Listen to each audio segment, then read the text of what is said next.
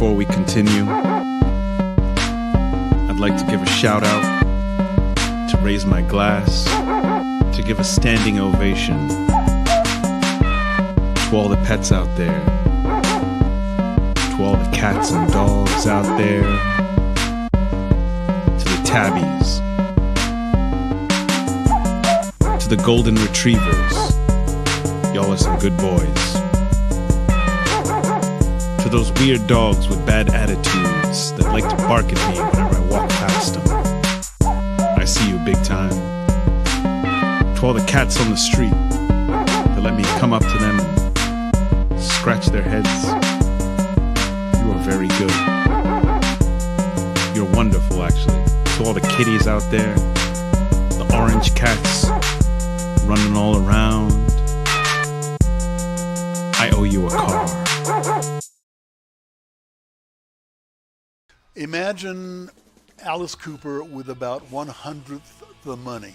If the Cramps had been a heavy metal band. Crazy as H, blood-splattered, ear-splitting hilarity. The Wizard of Oz meets splatter horror films. The gag is, you're in the splash zone. You're covered with goo and blood, and if you're not completely soaked, you didn't have a haunted garage show. It's like going to a horror movie, except it's actually happening. It's basically walking into the most brutal, gory film right in front of your face. It was probably the best part of my life. I think of him as a guy with commitment to his art.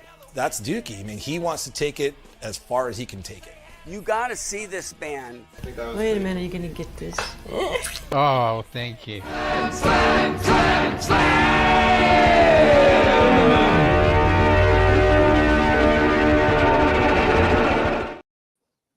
Hello, everybody. It's me, Kevin Vonesper. Welcome to GWARPod.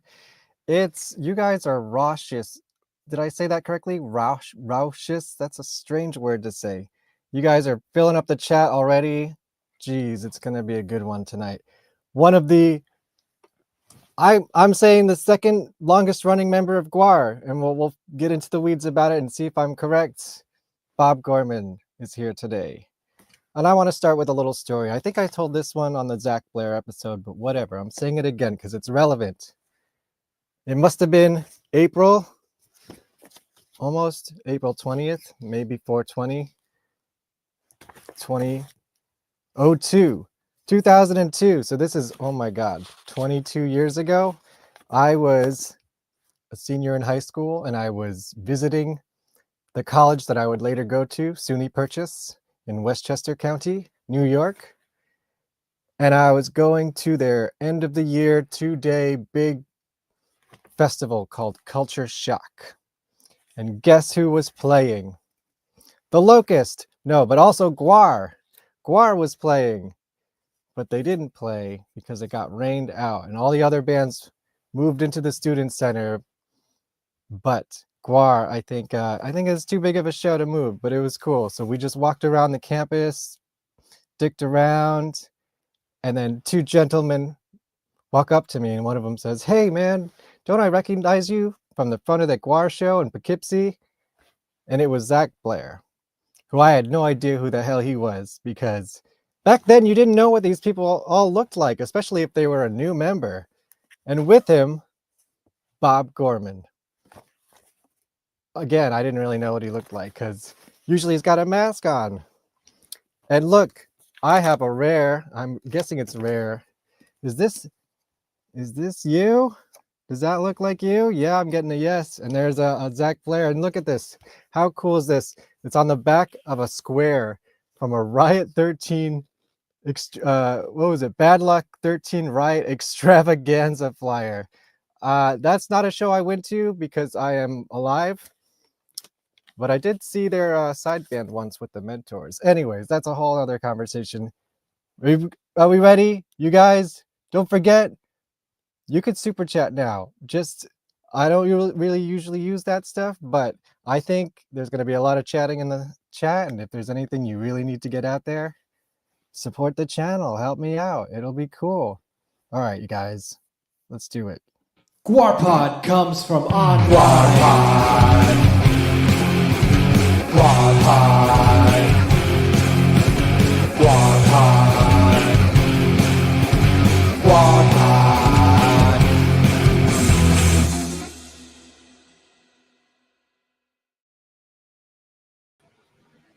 historian, slave, not a turtle.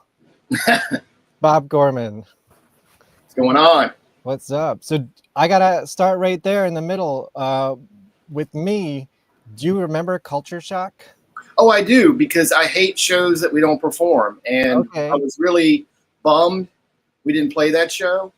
And real quick to answer your question, so I'm a huge, everyone knows, or people that know about me know how much I love Mad Magazine. And Blurgle Flurb is my slave name, but it's just a Don Martin noise. It's supposed to be a noise I make when I'm getting strangled. But when people started asking me what my slave name was, and I signed it different ways, different times. It's just supposed to be a Don Martin noise, like so. You know, my Christian given name is Blurgle Flurb. Right. But yes, that is my signature, and I don't remember meeting you. No, I didn't expect you to remember me specifically, but I'm always interested for anyone who was there to have like what happened that night. What did you do with the rest of that night when you didn't play? Because I heard Dave got into some crazy adventures. I think a bunch of you just found a D&D game to start playing. I'm not sure. Did you have an adventure that day? Not that I remember. I mean, it was, other than the storm, I just wandered around. Like I walk a whole lot. So I went wandered around the campus, went wandered around town. It was 20, like you said, 23 years ago. I don't remember, other than the fact that, we set up, which if we're doing that, we want to play. We didn't, it's only been a couple times, and I never, as much as I love a day off, I hate to, disappoint the fans, because that's what we're there for. That's what we're getting paid for. So we may as well play. So, well, no, actually, nobody paid for that. Well, they paid their college tuition to be there, but the show was the college paid us. Yeah, right. We got our guarantee. True. But we wanted to play, and it was one of the few times the weather made us not. Right? Yeah, I have a little teeny color one. Oh, really? I was gonna say, do you have anything from this in your archive? I have the little booklet too. I don't have that. Yeah, I can scan it for you if you want. A lot of stuff like that, I was really saving for the book, and once the book was done, and a lot of that stuff, the guy that really helped me do the book was Roger Gassman, who I have to give a lot of props to. But he would look at stuff, and he'd be like, I'd give him a ton of flyers from an era, and he'd be like, that shit sucks. It looks no good. We're not using it. Yeah, no, it's not a great looking flyer. I mean, it's an interesting show, but yeah. Actually, the Locust and Biz Marquee was the next day. I came back and saw Biz Marquee and the Locust. And that was the other thing I was bummed about, because I saw Biz Marquee in Richmond, and he's awesome. So I was like, well, if we're not playing, I can at least see Biz Marquee. And then it's the next day. I was like, oh wow. Yeah, no, he probably had another show to do, right? I mean, I only knew that one song, but it was just like so crazy to see Biz Marquee and the Locust like side by side together. Like, what the fuck? That's why I love that school. That's why I ended up going there and graduating from that school later on. So there you go. And it was the GWAR show that they didn't even play. So Bob, 1988 is what we were saying. Okay, let's just go straight back to the beginning. I was going through your book, or the book, right? Again last night. I only got like a third of the way through it because it's fucking massive. But I think you said you went to like 3 GWAR shows before you sort of really got involved. And the first one was Halloween '86. Is that correct? No. Halloween '86 was Schaefer Court, which was what got GWAR on my radar. There was nothing going on in my high school at all, and a couple of dudes went to Schaefer Court. Was a place on the VCU campus where they had Friday night shows for free, a beer truck, a lot of stuff, and a few people I knew that were weird at my high school would go there, and there wasn't a way that they could card anyone or tell anyone not to be around, so you could be underage and go. And a friend of mine from my high school saw GWAR Halloween of '86 and came back and was like, dude, this, and I was like, I don't believe you. Like, I don't. There was you weren't there. No. Oh, man. Not there. So that got GWAR on my radar, and all I ever wanted to do was go to art school. So VCU was the place to go. And when I heard there was stuff like, GWAR going on, which I had no idea what that was, that's where I went. And so the summer before I started, I was just going to see shows 5 nights a week, 6 nights a week, and everybody had just left. It was the first new GWAR where Hunter wasn't there. It was the all new band that's on Hello. And so they were just getting back on their feet again. And the first time I saw them, I think it was July of '87. And it wasn't great, but it was, it was more what I was interested in. It was, performance art and weird shit and not just music. So as I saw them throughout '87, they kept getting better and better and better in my opinion, but when I saw them December 17th, 1987, with the Buttholes, that's what I consider my road to Damascus, kind of epiphany, where I was like, yes, this is it, because it was mind blowing. And most people that were there, because I'm still in touch with a lot of people in Richmond that were at that show, and they were like, oh no, that was actually what it was. It was, GWAR was insanely incredible that night. Buttholes were at their peak. It was just, unbelievable what was pulled off in that teeny club in front of, 200 people. Hunter, what was so special about it? Well, Hunter had just come back, and he had made the brand new Cardinal Sin, which was the giant Cardinal Sin. But it hadn't really been worked out in the mythos who Cardinal Sin was, or, I mean, this is my understanding, because he's vastly different from what Cardinal Sin became. But Hunter played a department store Santa Claus that they crucify on stage, and they're like nailing, and it was because it was a Christmas show. Oh yeah, there's pictures of it in the book, right? There might be, and here's the or was thing. that, maybe I'm thinking of the New Year's show? Yeah, we would do, or GWAR would do, because I guess I wasn't a member yet, but GWAR would do. GWAR played Richmond, every 6 weeks. Right. So every time it was a somewhat of a new show, because it was like, that's our home base, and you can't just do the level 1 show every single time they played, So it had to be like the dating game, Christmas, it had to be some sort of thematic thing to make it different for Richmond. If they played every, not once a month, but almost once a month, So because it was right across the street, the Slave Pit at the time was on Laurel, and Laurel is, it was at Laurel and Broad, and it was the corner across from this really classic long-running punk club in Richmond that was called Casablanca. It was called Rockets. It was called the Metro. It was called the Factory.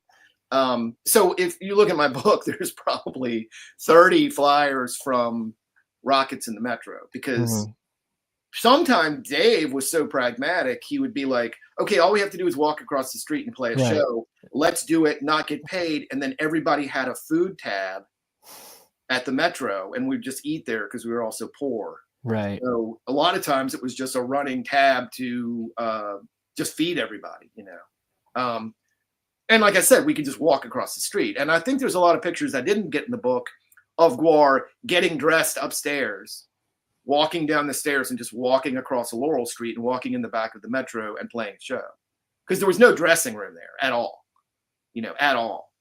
So that's just what was done, and it was happening when I saw him. And then that was right when I was sort of an intern, or I don't know what you'd even call it. I was just there helping out. Right. So what was your first actual show with the band? Okay, so Schaefer Court, most people don't know there was a Schaefer Court 88. Yeah, I've seen pictures of that. Yeah, okay. That's like when Danielle was there, right? That's Danielle's first show, maybe? Maybe first show. Yeah, okay. Dirks had been in the band maybe a couple of months. And I was helping Don. I knew Bishop, I knew Beefcake, and he was Beefcake from Gray Street. And Gray Street was, let's see what we got here. That thing. That was 89 to 90 approx is when you come in, and and I think Dirks was in the previous lineup right before that. So I think he's the only one who predates you that's in the current lineup that has never left. Well, there's Brad, and so here's the thing. Brad came after you, right?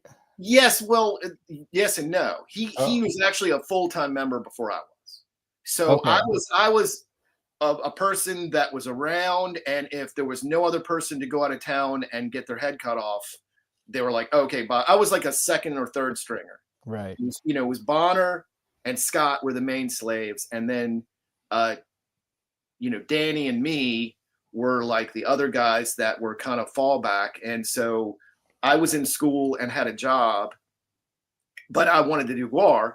So, if they said, hey, we're going to, Bonner or Scott can go. So I was doing shows with GWAR before Brad, but I wasn't a member. Brad really does predate me as far as being a real member of the band. Because the difficulty is you can't just say like, oh, we need a drummer to fill in, like a performer. So I was helping make props and doing weekend shows when no one else could go from 88 on. But when Brad came in, he was the official drummer as far as whatever it was, fall of 89. So that's the fudgy thing where you're just like, how do you really quantify all that? I don't know. But I was helping out and doing shows before Brad, but I wasn't technically a GWAR member. I had to go and state my case. Be like, I was like, I'm dropping out of school and doing this. And by that point, I had been around long enough for people to know that I wasn't. Because there was a lot of people that were coming around just so, and Hunter always called it cool points. It was just someone who wanted to come and hang out so they could tell everybody else, oh, I was hanging out with GWAR. And people were around and they would just take up space and take up, they were vampires. Yeah, that makes sense. And so like, Bishop knew me, Beefcake knew me and introduced me to Don, and I just was frustrated that I couldn't learn how to make anything at art school. So he kind of took me under his wing and was just like, if you want to come and help me, I'll show you how to do stuff. So really, that I started doing that, and then no one could do a show in Boston. I think it was like, there was summer of '88, but then the first out of town show. So I did Schaefer Court.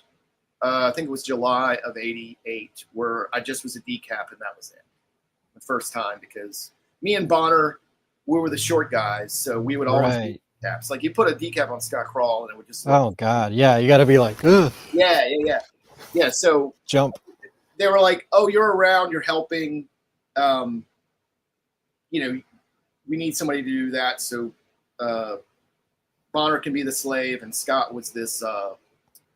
Fudgy demon, right? Wow. And so I got my head cut off, and that was the first show, and that was summer of '88. So we sort of spun off here. When I saw him at the end of '87, and it was like my aha moment. I was already friends with Beefcake, and I was going to school. And the thing about VCU and the Slave Pit was they were, a block or two apart from each other. I was the sculpture department where I had a little cubicle. You could go out of the you could use it 24 hours a day. You could come out of the door there, walk up one block up the alley, and you're at the Slave Pit. Nice. So I started like going, okay, well, when I'm not working here, I'm going to go up the alley and work there, because Don was, there most of the nights working late, and I could learn stuff and then go, okay, I'm going to take this, what I just learned, and go back to school and make this weird thing.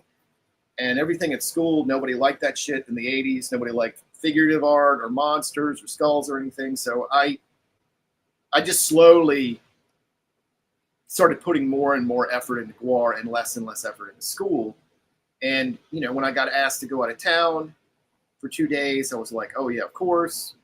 And by the time I missed the first European tour, I just said, screw this. I can come back to school if I want to. So I stated my case to Brocky. I said, hey, I've been around a while. I'm dropping out of school. I want to hop on board full time. And he was like, he was like, what about your education? What about that? And I was like, I'll go back to it. And he was like, all right, cool. And that was it, because I'd been around and I wasn't a flalo, as we called them. I'd already made some good props. I'd done shows. Yeah. Do you remember the first props that you worked on? Yeah. And so the giant cardinal sin was in that show that I told you about that kind of blew my mind. And he was, but there wasn't a real show based around him. So we did the show where the giant cardinal sin was actually a giant TV set. And his head was an antenna, and it was hidden by just this cloth and glue foam stuff that made a set. And so when Hunter was playing like a Southern Baptist kind of televangelist inside the TV. Oh. And then he would stand up and the TV screen would fall off and he'd be Cardinal Sin. So there's video of that, right? I don't think so, but there's photos from it. There's some of the photos from that show are on the cover of Maximum Rock and Roll. My friend Kathy Lariah shot that.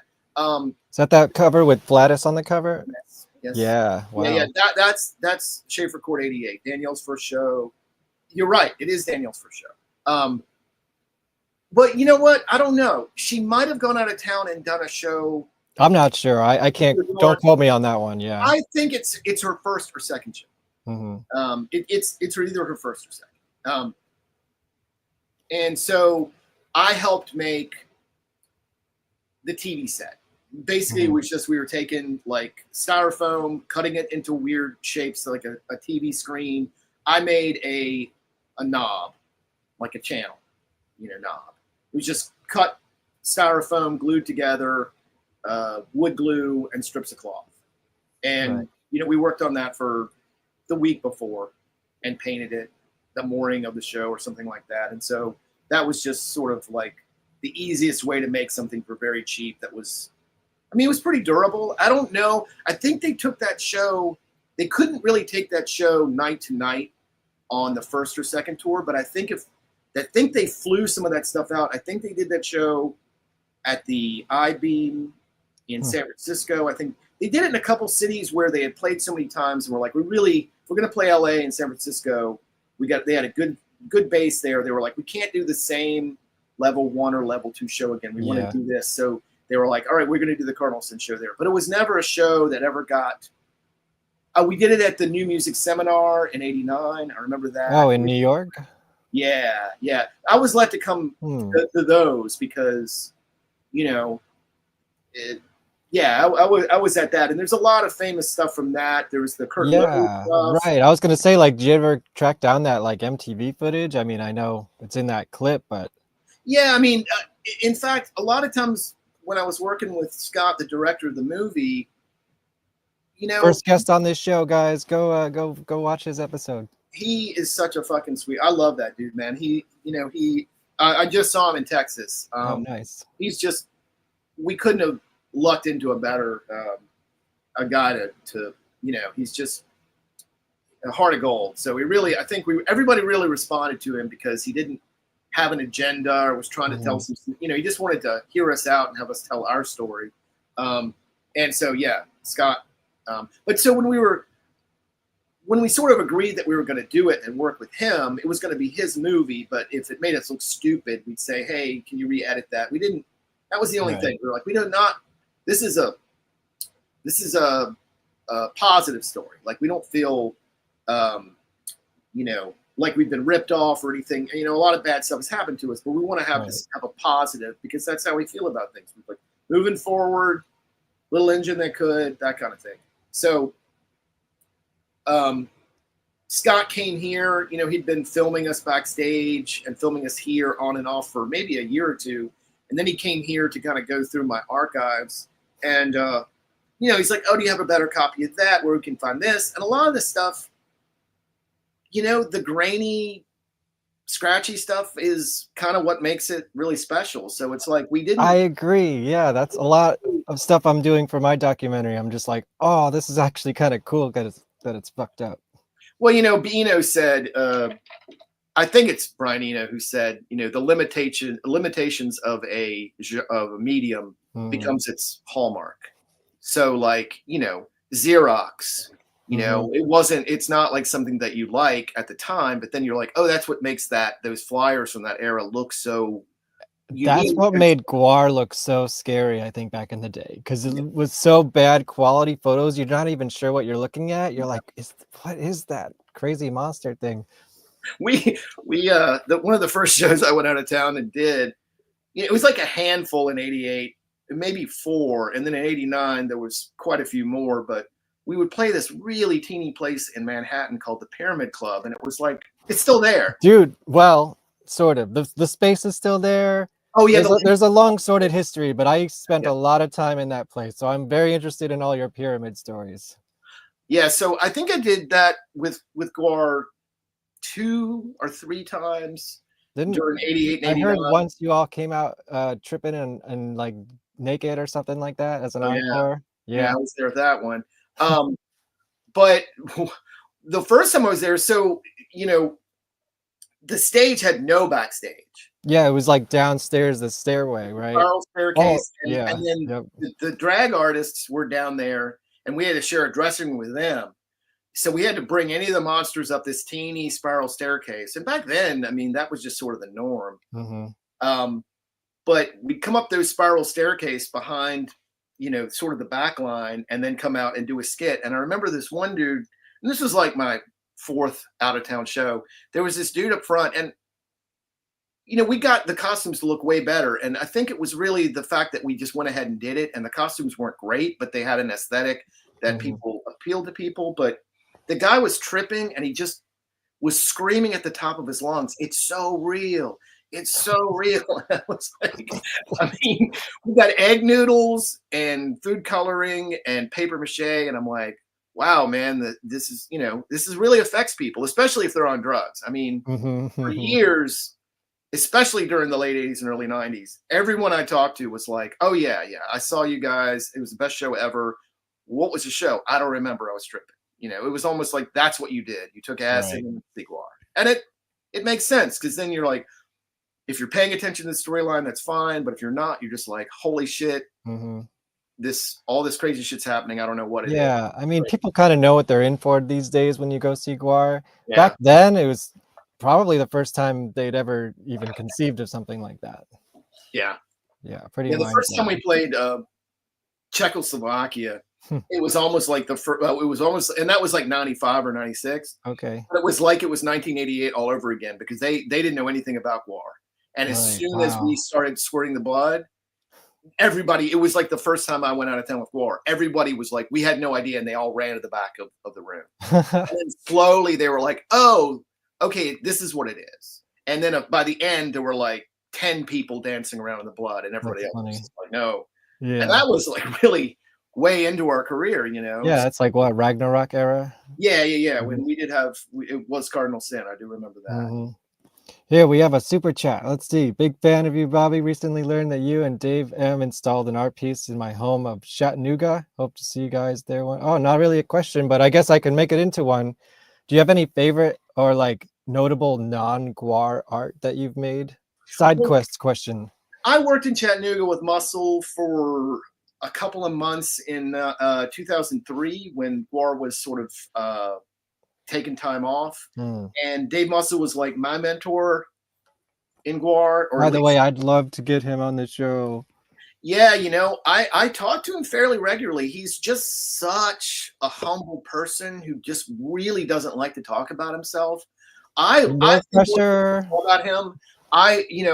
He was the guy that never did. I mean, he did a lot of stuff, but it was all the technical stuff. It was like, sure, your art can look really good, but if it's going to fall apart or crush the person wearing it, he made all the frames underneath all the original big monsters, and he knew how to just do real basic things. Like when we got a new warehouse, to be like, okay, Muscle's doing all the wiring so we can have stuff that works. He's doing all the plumbing. He knew how to do everything. Everyone says he's the unsung hero, one of those. Absolutely. It's nice to hear other people. Oh yeah, he was universally loved. Everybody loved Muscle, Yeah, and I may have even met him once briefly. I'm not even sure, but I don't. If I did, I probably didn't even know that it was him, because I didn't know. I still don't know what he looks like. He's a mystery, that man. Yeah. I know what you all look like now, except for Dave Muscle.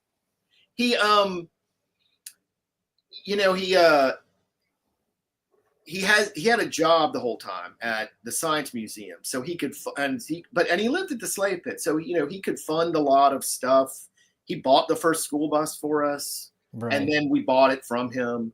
But just things like that, really pragmatic things. We really needed to have a pragmatic guy, and he was the guy. And he phased out around '98, but we'll get there. Yeah. But also, real quick, that sculpture didn't get installed in Chattanooga. It was just where John Henry's workshop was. It went to Chicago, and we installed it on the river. I don't know if it's still there or not. What was it? I called it Pile of Pipes 4. It's just, those artists that he's really good at what he does, but it's just a bunch of I-beams. It's a real, like, late 60s, early 70s, like what you see in big downtown plazas. It's a big bunch of metal piled up, and it's 85 feet tall. So it was a fun job, and he was really good to me. I went there because the muscle was there, and just got hooked up, and I know how to weld. So it was a great job. Okay, let's skip around. We're going to go back to the 80s later, but let's skip around a little bit. Let's talk about your character a little bit. So you mentioned your slave character. At what point, and this ropes into this, I think, Thomas, thank you, was the evolution of Bonesnapper organic or forced? Were you like, I need to be a fucking character? I've been in this band for so long now. And can you believe that Bonesnapper's like what, 20 years old now? What's that? Bonesnapper is 20, over 20. 20? So, okay. When did that start? Yeah. It's the things that work in GWAR are organic, and so he came in as a mid-level monster for Halloween of 2002 because Gorgor wouldn't fit in some clubs. And so the original Bonesnapper looked very radically different. He had this extending neck. My head was in the chest and my arm was in his head, and he had another fake arm. So that was just a mid-level monster. But then he quickly sort of had a personality, because he was stupid. So we established that kind of real early. And that was, of course, Dave's idea because he loved to do anything where it's just like, well, it's like Three Stooges humor, Yeah, of course. And I always said that Bonesnapper is basically Jerry only. He's just like. Did you tell Jerry that when you were on tour with the Misfits? Well, no, but see. Oh, that was before. That was before. I spent so much time with those guys because we toured with them for like a year and a half. So when I was trying to figure out what his character was going to be like, and Dave was like, "Oh, he should be really stupid," and I was like, "Okay, perfect." And then I was like, well, he's just kind of a meathead from New Jersey. And so a lot of his early lines were basically just stuff Jerry had said to me, like protein shakes and just stuff like that. So the real evolution was when we did the wrestling show in 2008. So before that, that was when all the Destructos came back? Yes. I missed that one because I was on tour with Green Jelly. So Don wasn't. He hadn't been touring in a while. Well, so he didn't tour that whole time. He came back again for another wrestling in maybe. You know what? I'm like having a fucking senior moment. I think 2008 was the like. Yes, you're right. He did. So what we needed we needed a tag team for Bozo, and we needed a tag team partner for Odorous. Yes, and so Don did that tour and was going to be Bozo, and who's, we don't have Hunter's not in touch with us right then. So Solborg was created kind of like just immediately. Right. Full-fledged, where Bonesnapper had been around and he had a little bit of a personality and a little bit of a history, but he was radically changed different, where I could wrestle and I could speak, have lines. So he went from being the long-necked, kind of real weird troll to being more of what he looks like now. In fact, he's very similar, except he's just gotten more fucked up and more detail added to him. And the jaw's a lot. The jaw used to be you could rip it off. I got my little toy here. Yeah, so from 2002 to 2007, he looked one way, and then from 2008 on, he's looked basically the same, as he is now. Why? Yeah. Here's my costume question for you. I'm always impressed, the amount of stuff GWAR is wearing. But most of the members have a lot of breathing room in their body. You see, there's a lot of flesh. I feel like I would be very what's the word? Destroyed. Well, that's the outcome. Yeah, claustrophobic, I think, is the word I'm looking for. Do you like being constrained in your costume? Because this goes with the next question too, about Zipper Pig. I mean, it's the same sort of deal with that mask. I'm just like, how do you wear that thing? And are you gonna do that for the meet and greets? Yes, I will. I will for that because yes, we're not going to do it twice. We're just going to have people come back right before we go on stage. So we're not going to get dressed or do anything in the afternoon. We're just going to meet people right before we go on stage. I'll be at all of those. It was sort of because the character had already been established that he's green and completely covered and thing, and I was, I made him into the thing. It's my own doing. We're redoing a lot of the costumes for this year. I'm trying to make him lighter and more breathable. The older I get, the more that is a real issue. But a photo I took of you. Yeah. So the thing weighs. There is no breathing room there. I see nothing. No. There's been a couple shows where it's been very difficult. But what I used to do is I was so used to just, if I wasn't getting killed, I'd be a slave. So I was just basically on stage the whole time. And then when I became Bonesnapper, like full time, if I wasn't killing something, I'd be dancing around behind the band. And then, I had this accident a couple of years ago that impacted my health, and I'm fine again now. But I was like, you know what? Need to slow down here. And, everybody in GWAR suffers from the fact that they're just so, they love what they're doing, but they always think they're not doing enough. Like, we're just all such masochists.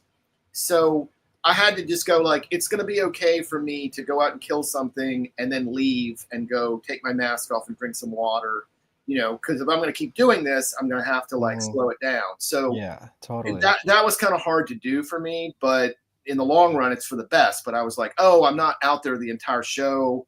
I feel like, I'm not giving it my all, but it's not true. It's just something you have to, deal with. I mean, it's impressive what you guys pull off, especially at the age you got. I mean, just talking about meeting you 22 years ago, and I thought that was a late era of GWAR. You know what I mean?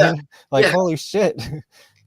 Yeah. I try to think of like these eras of GWAR, and I think there's like 4 in my opinion.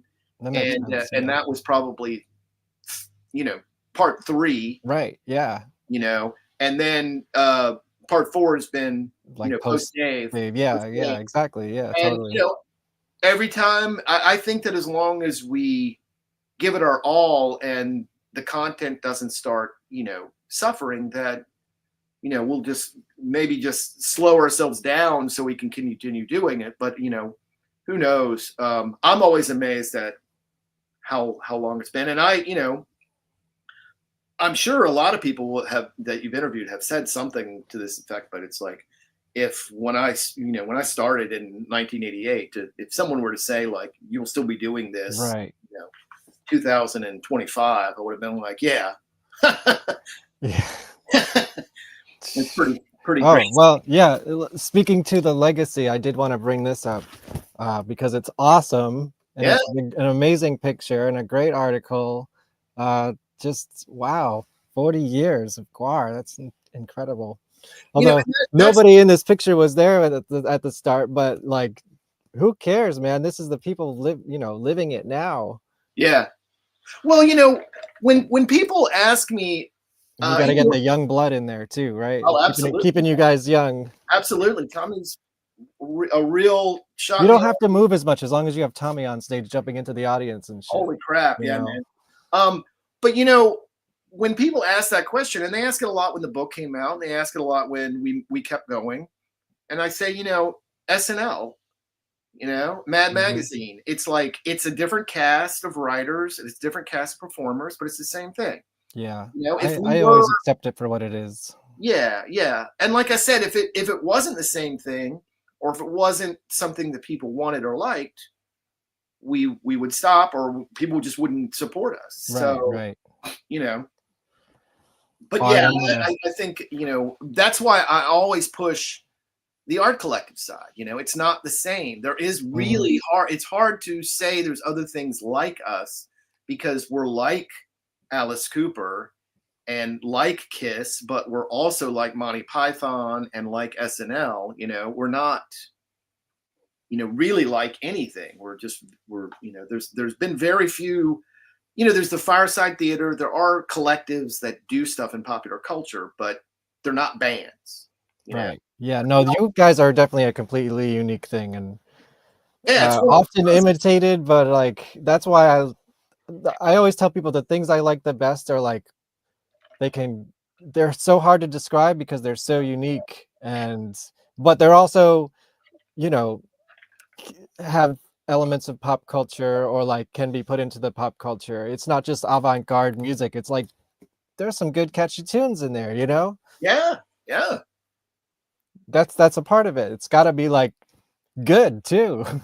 Yeah, I mean, you know, if you, when you listen to novelty music, you know, if you say that, like there's a big history of novelty music where it's like songs that are on the radio, you know?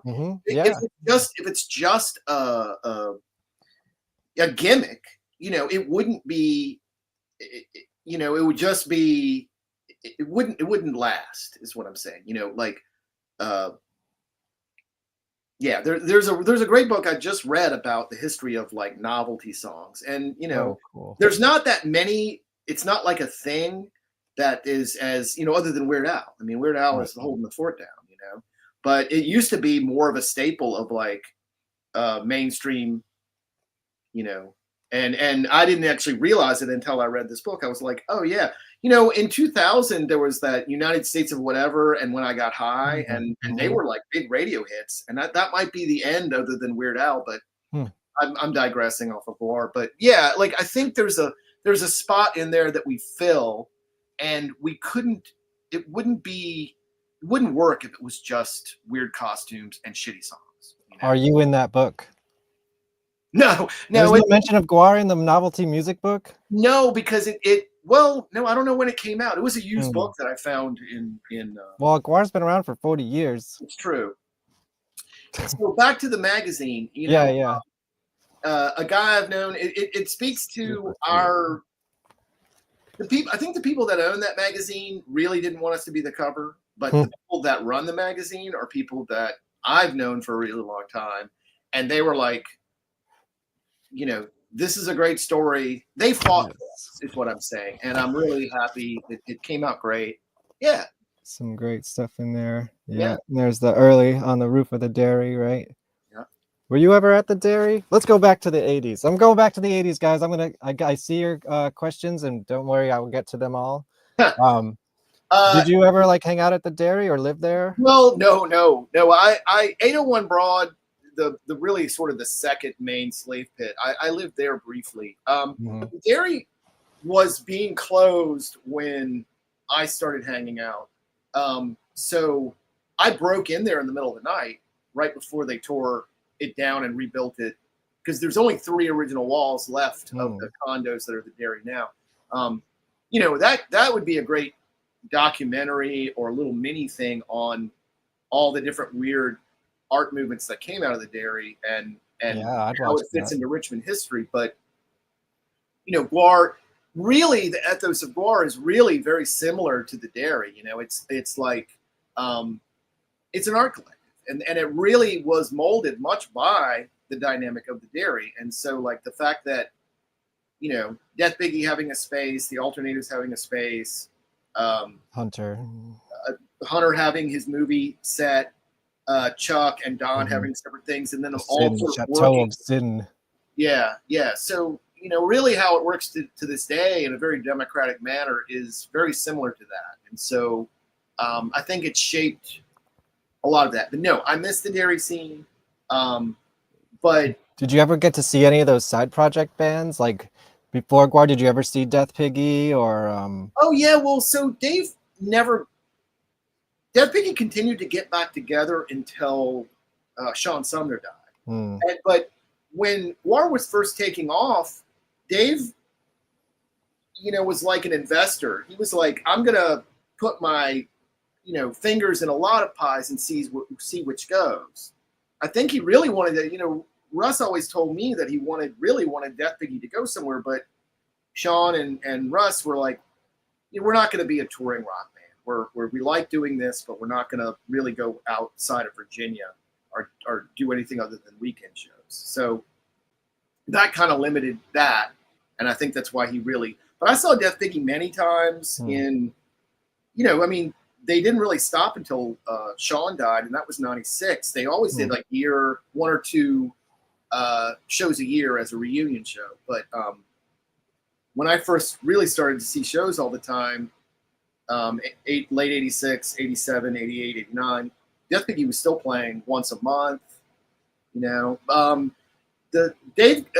Really, I guess Milk was done by then. Armpit was done by then. I saw. Yeah, I always ask people, I always discover new Dave side projects from back in the day. Did you see any of the other ones, or are there any ones out there that we don't know about? Derriere continued to play for a long time, and they were always fantastic. Because Bonner and Jim Diaz really added a layer of absurd humor to that. It wasn't all Dave. What was the concept of that one? They were like an a cappella. Let's see. I got my little. Did that make it in there? Derriere. Yeah, Derriere. There it is. So it wasn't a cappella. It was, acoustic guitar, whoever. And so they all had their own songs. It was real hootenanny, kind of almost folk, where, and Bonner wrote his own stuff. Diaz wrote his own stuff. Dave wrote his own stuff. And it was just the three of them. Who's Jim Diaz? Did he end up doing anything? That's a name I don't really recognize. At least he never ended up in GWAR, right? Well, no, but did you ever see X-Cops in '96 when we toured? I was 12, so I couldn't go. But if you see any of the videos, I've seen videos. He's the victim. He's the victim. Okay. Yeah, okay. Gotcha. Yeah, he continued to just be around and do things. And Matt, who had been, the victim, was working on the Ragnarok video with Hunter. And that's when Davis kind of first showed up. And they had to stay home in Richmond and finish the Surf of Sin video, all the post stuff and all the miniature stuff. And so we were out just touring. Yeah, they said it was great in there without all the musicians. I bet. And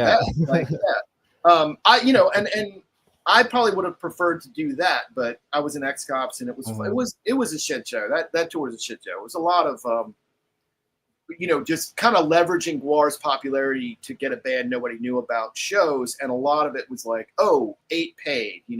It was ridiculous and fun, but it wasn't really doing anything for anyone's career, and it definitely it would have been better served if I'd stayed home and worked on GWAR stuff. But it was fun and absurd, and since Matt was at home, Diaz was out of a job or something, so he became, and he's a great character actor. He's totally ridiculous person. He came up with the plates, the spinning plates. That was his idea, and just shit like that. So that might be the only thing. He drove our equipment truck in '95. Did the X-Cops tour, and then he moved to Chicago, and I still talk to him every once in a while. He's around, but nice. Hey, if you want to come on the show, I can send him Jim Diaz. Cool, yeah. Let's do it. So back to Derriere. Derriere was the three of them with an acoustic guitar, standing on tables, breaking furniture, wrestling with each other, singing absurd songs. I saw him play this place, the Jade Elephant, one time, where the owner came out and gave them $30 to leave because it was just very unscripted, Brocky, the thing he really liked. He liked to perform, and he liked to just be able to do whatever he wanted.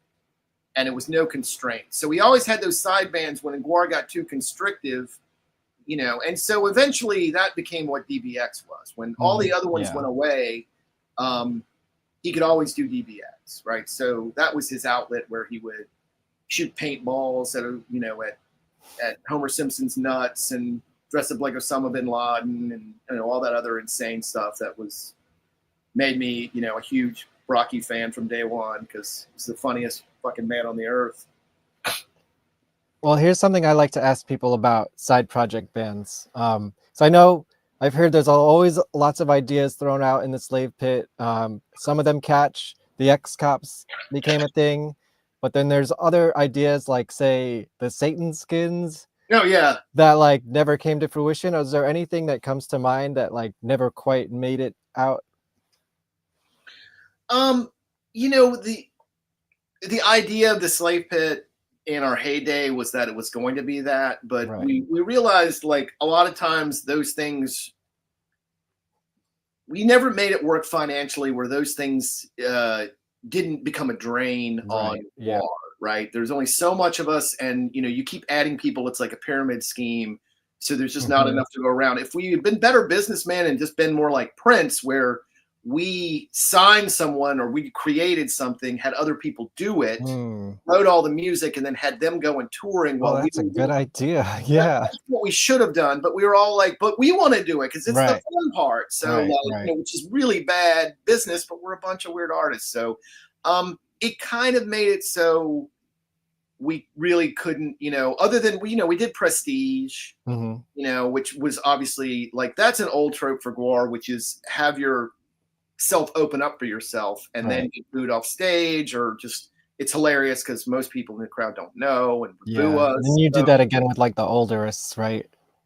Yeah, we sort of brought back the new GWAR, which was sort of I didn't think we really nailed that The skit. Prestige, the thing that was so funny about, I mean, I didn't see it personally, but on video, it goes on way too long. Oh, dude, and the people, it was at the height of our fans not really wanting to hear anybody from GWAR except GWAR. So and we didn't have barricades back then. Like, I don't know why me and Don didn't get killed, because every night, like, people were spitting on us. Did they not get it? No, they didn't know. They really didn't get it? Wow. No, it's kind of our power to really, like, the suspension of disbelief. Like, people were they thought we were a real techno act. Or, I mean, I'm sure plenty of people got it, but the people right up front screaming at us, they didn't care if it was fake or real. They were just like, we want to see GWAR, fuck you. And you're the heel, so it's fun to like yell at you anyways, right? Yeah. But like when there's no barricade, and back then, like, there was a lot of fighting, so it right. That adds a little layer of okay. So was there any ideas that like you wish you would have seen come to fruition? I'm gonna put that on the back burner and think. Tell me a little bit more about the Satan skins. What was that supposed to be? I don't remember. I think that was one of those meetings. It's like I heard it was like toe enamel, sort of. That's where he came from, right? And then, like, I think the vein on his head would like grow and grow throughout the show until it popped or something like that. Yeah. His head was supposed to explode. He was supposed to be like the ultimate, self-destructive lead singer who would blow up at the end of the thing. The one thing I really liked early on that we really couldn't do, Prestige was sort of part of it. So we make fun of, we kill religious figures, we kill government figures, we kill, celebrities. But the art side, because we all went to art school and we all hated art school, and we all hated, the art academy, that was Anton Reemkob. And, Anton Reemkob would come on stage as the floating disembodied head, and he had signed Prestige. That was his act, to be like, GWAR's done, like Prestige, that's the new thing. So that kind of aspect, because when I first joined, or was still, an intern doing some shows, I played a character in one of these Anton Reemkob plays that we None? That was Scott Krall. Okay, I was part of the Nuclear family. I was the baby. That was the baby Nuclear kid, and that was a whole play that Chuck had written. That was like I don't know if I know much about this one. Yeah. So it was the F minus art equals ? Players present an Anton Reemkob play, and there were only two that I know of. There was the Nuclear Family Goes to New York, and there was there was the Nun Art Gallery, Sinister Calliope thing that I do have some footage of that is just so absurd. Yeah, Like, I think that's on the Rogwar, right? I believe it. Yes, it is. It is. With that weird boop, boop, boop, boop. It's just Scott. What is that music? It's a Do you know what that is? It's a so it's a calliope that Muscle. So when Muscle was the sampler guy, and that's all he did. Yeah. Like not all he did. All he did for live stuff was be the sample guy. He has such a dry, subversive sense of humor. He would just and it was before the internet, so he would just find banks of weird or watch old movies all the time and take stuff. Most of the old punches and kicks were all from Evil Dead 2 and all the screams, and so he would just sit there and none of it was as scripted as it is now. So he would just watch and wait and just be right there with the punches and the kicks. And there's a part where all of the ex-cops, because he toured the ex-cops, when he wasn't on stage, he was at the soundboard like he was with GWAR, where everybody in ex-cops gets in a fight with each other. And all of a sudden it's just barking dogs. It's just like, woo, woo, woo, woo, woo, woo, woo. And I asked him, I was like, why are you using that? And he's like, I thought it was really funny. And I'm like, it is really funny, and it makes no sense at all, but it works. And that's sort of Dave Muscle's, addition to that. I don't know where he got that Calliope music. Yeah, I always wondered that for some reason. I was like, that music, it's kind of awesome. Yeah. Yeah, he called it Sinister Calliope, and I have no idea where he got it from. See, that's why I need to talk to Dave Muscle. See, that's the kind of questions I want to ask him. I want to get deep into the weird stuff. Yeah. I'll try and make it work, but I don't. Well, that's okay. No pressure for anybody. I want people to want to do this. Okay, I want to ask you about, because this is kind of, we were talking about this in Brooklyn. 1987. Why is this such a mystery year for GWAR, and you're on the hunt for piecing together 1987? Well, okay, so GWAR's first show is 85, and there's 4 shows that year. Was that the PB Kelly's? There's PB Kelly's is the first, then there's Rockets, then there's a second Rockets, then there's let's see. Anyway, there's 4 shows. I'll pull it up. Easy, very easy. Oops, that's Death Figgy. These are all the side bands. All right, 930 Club, Going Bananas. Well, so that's GWAR, right? And that's, you consider that separate? Well, so maybe. So as far as I know, and this isn't something that I really know one way or the other, because people have different memories and I wasn't there. So there might have been another. Russ swears there was another show where Death Piggy was GWAR. All I know of is the 2, and all I have flyers for is the 2. But that doesn't mean there wasn't another one. Right. I've just never found any documentation, and most people thought there were only 2, that it was GWAR. When it becomes GWAR, in my opinion, they shorten the name. There's actually a narrative. There's Techno Destructo, there's GWAR Woman. It's sort of like what GWAR is to this day was established once they shortened the name, right? Before that, it was just these random skits that there was, we're Barbarians from Outer Space, we're a rock band. Chris Bopes got hung for some strange reason. There was a pinata. There were elements, but there wasn't the executioner character. There wasn't a Techno Destructor. There wasn't a GWAR Woman. There wasn't the narrative that became what we know as GWAR until the PB Kelly show. Right. Which is pretty somewhat well documented. It's out there. Yeah. Yeah. So 86, it's all Richmond 2. That's really easy.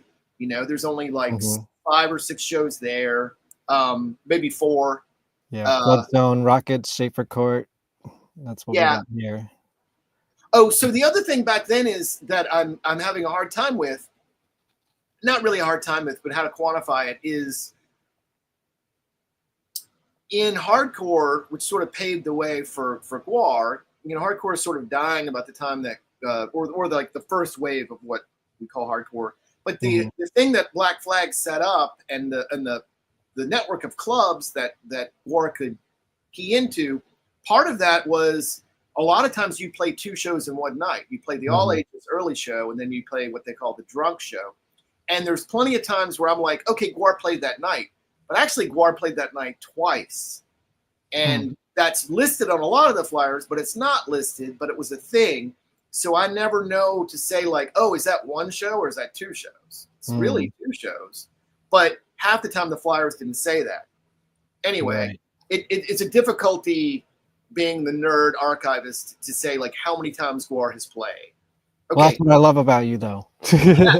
Well, so then 87 is the question mark because it's the first year GWAR starts leaving Richmond for real. I mean, they played the 930 Club like the second show, but it was they got kicked out of DC. And that was that the Suicidal show? Yeah. Yeah.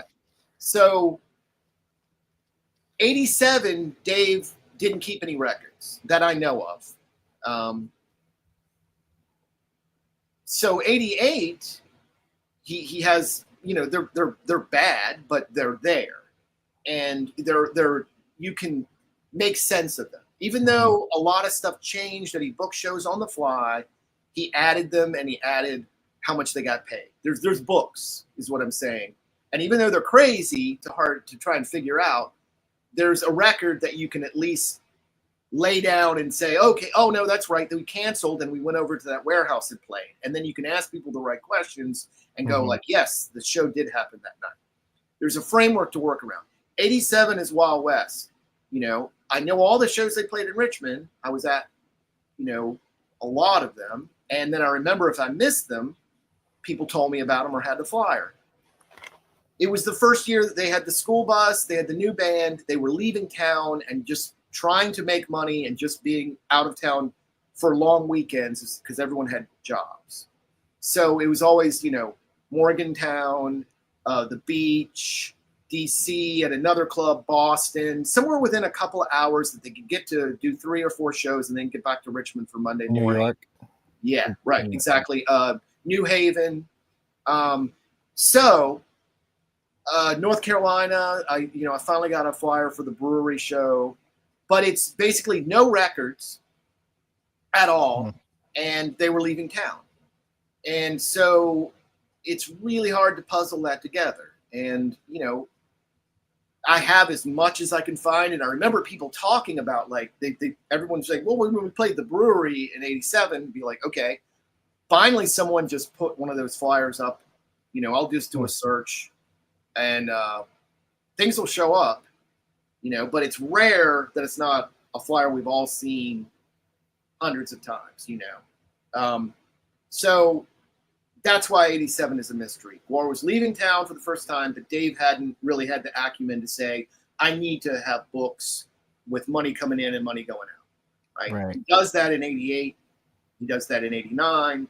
By that point, Liz came in. By that point, I was involved and I was saving everything. Not for any reason other than that's just what I do. So I was able to piece back from the time I was in it. But there was even some weekends where I was like, I remember we went there and we drove up there and did 2 shows and drove back, and there was no tour schedule for it, but I had to like look it up and put that back in. So one of the things that was kind of disappointing about the book is, and everything about the book was fantastic as far as who I worked with.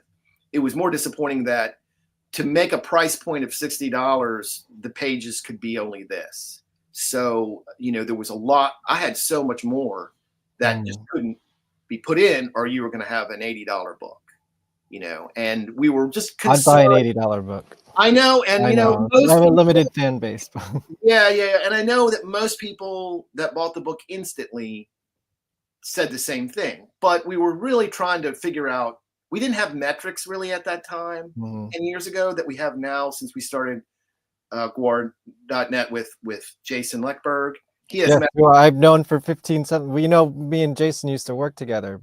Oh, I had no idea. Yeah, like 15 years ago. So I know him from way before.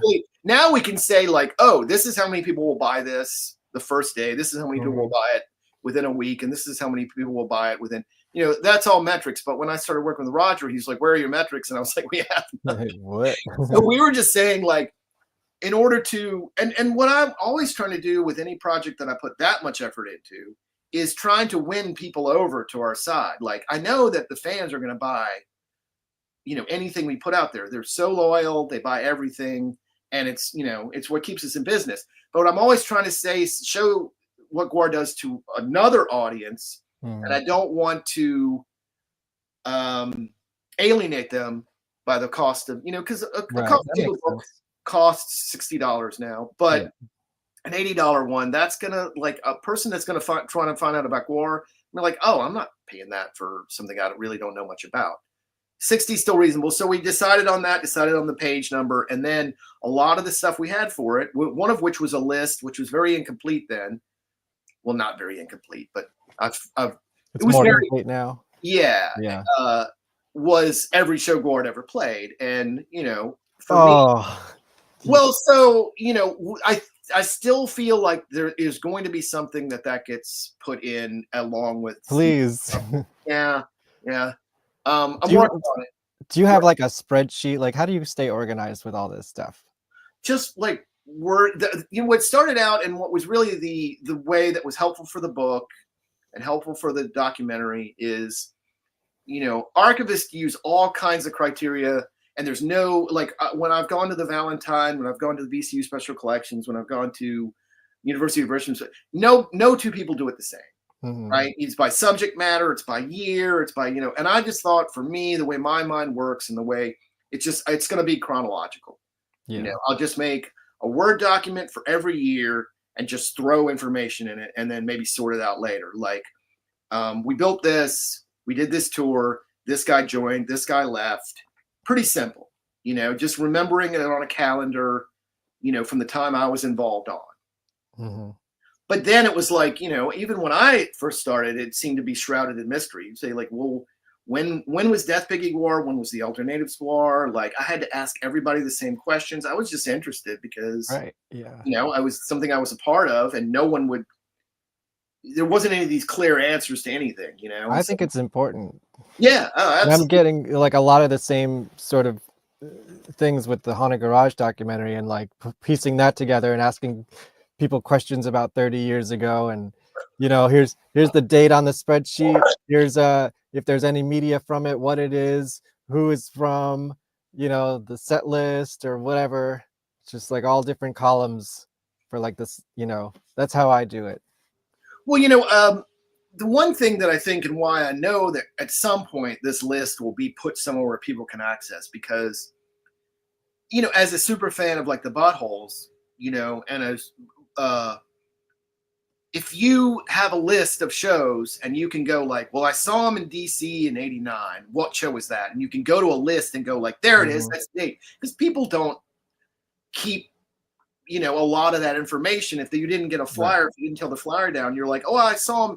And everybody is like, I saw GWAR at Halloween, be like in Cleveland in '88. And we're like, well, we didn't play. But if they saw us a week or two before, that's just what they remember, right? Right. So, So the closest time that GWAR played Cleveland to Halloween in 1988, that was the show you saw. And I know people want that list to geek out like that. And I want them to have it because it's really GWARchive.org. So it's going to come out in I would pay for that monthly service. $5. Yeah, I feel really strongly about it. I put a lot of work into that. It's still always being updated with me finding new geeky things, but it's mostly about 1987. So, everything else is other than like, oh, we didn't play that show. I totally forgot that. But I've gone back to a lot of that and tried really hard to go like, that's right. A guy showed up not the other day, when we were in Denver. So like 2 months ago. And he had a bunch of flyers from Boston, and he had a flyer from 1989. And I was like, oh, I've never seen that one before. And then I went home and I was like, we didn't play that show. Like it was probably booked. And then we played Boston a week earlier. And so I was like, yeah, we didn't stick around for that other show. I know that. So it was either I don't know. There's mysteries all the time, but half the time, what's great about it is I know we played that one show because I was there and I saved the flyer, and I know we wouldn't have driven back to Boston a week later. Right. So either Dave booked a show and then canceled it and then rebooked it earlier or something like that. So it's probably something like that, you know. But still cool to see a flyer that you've never seen before, you know, stuff like that. Yeah. Got to be exciting. Like for the few people it's exciting to, it's very exciting to them. Yeah, for sure. I always, you know, but I have so many, you know, like all the doubles and stuff are here, but my flyers are like my flyers. And so I have flat files at home. I've been collecting flyers of shows that I've seen, you know. Yeah. I still go see shows really regularly. And, you know, these days, I don't know, a lot of punk kids like flyers and they do print them and put them up, but a lot of times it's just on Instagram. Yeah. And I don't have Instagram, so. Right. Yeah, it's just files now, and like you don't even really have tickets anymore. You know, there's not really ticket stubs. It's kind of a weird world, but you know, probably easier to document, strangely enough. But it's also easier to lose, you know, because right, we've all lost a couple years of photos with you know, dropping a phone or a thumb drive or dropping a hard drive. And, you know, I'm a big proponent of physical things. And even though my house could burn down, it's true. There are other people that have those flyers, you know? And so everything that I have digitally, I try and have like these days lately, I try and have a couple redundant thumb drives just in case, you know? Yeah. And right now, as I say Dropbox that, is good for that too. there's a lot of stuff on this computer that I'm looking at that's probably going to die sometime soon that I don't think is backed up. So like, that's a note to myself to like, yeah. Here, I want to get into something. I want to talk about bootlegs because I think this relates to the whole archive conversation. I know back in the day, GWAR kind of frowned upon bootlegging and would maybe, Hunter would tell me that. Oh God, he was ruthless. He'd run out in a crowd and like slap somebody a camera out of someone's hand. Oh damn, you froze up.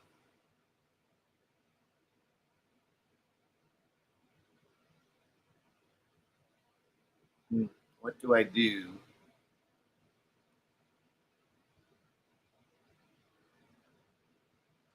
Well. Hey, can you hear? Yeah, I can.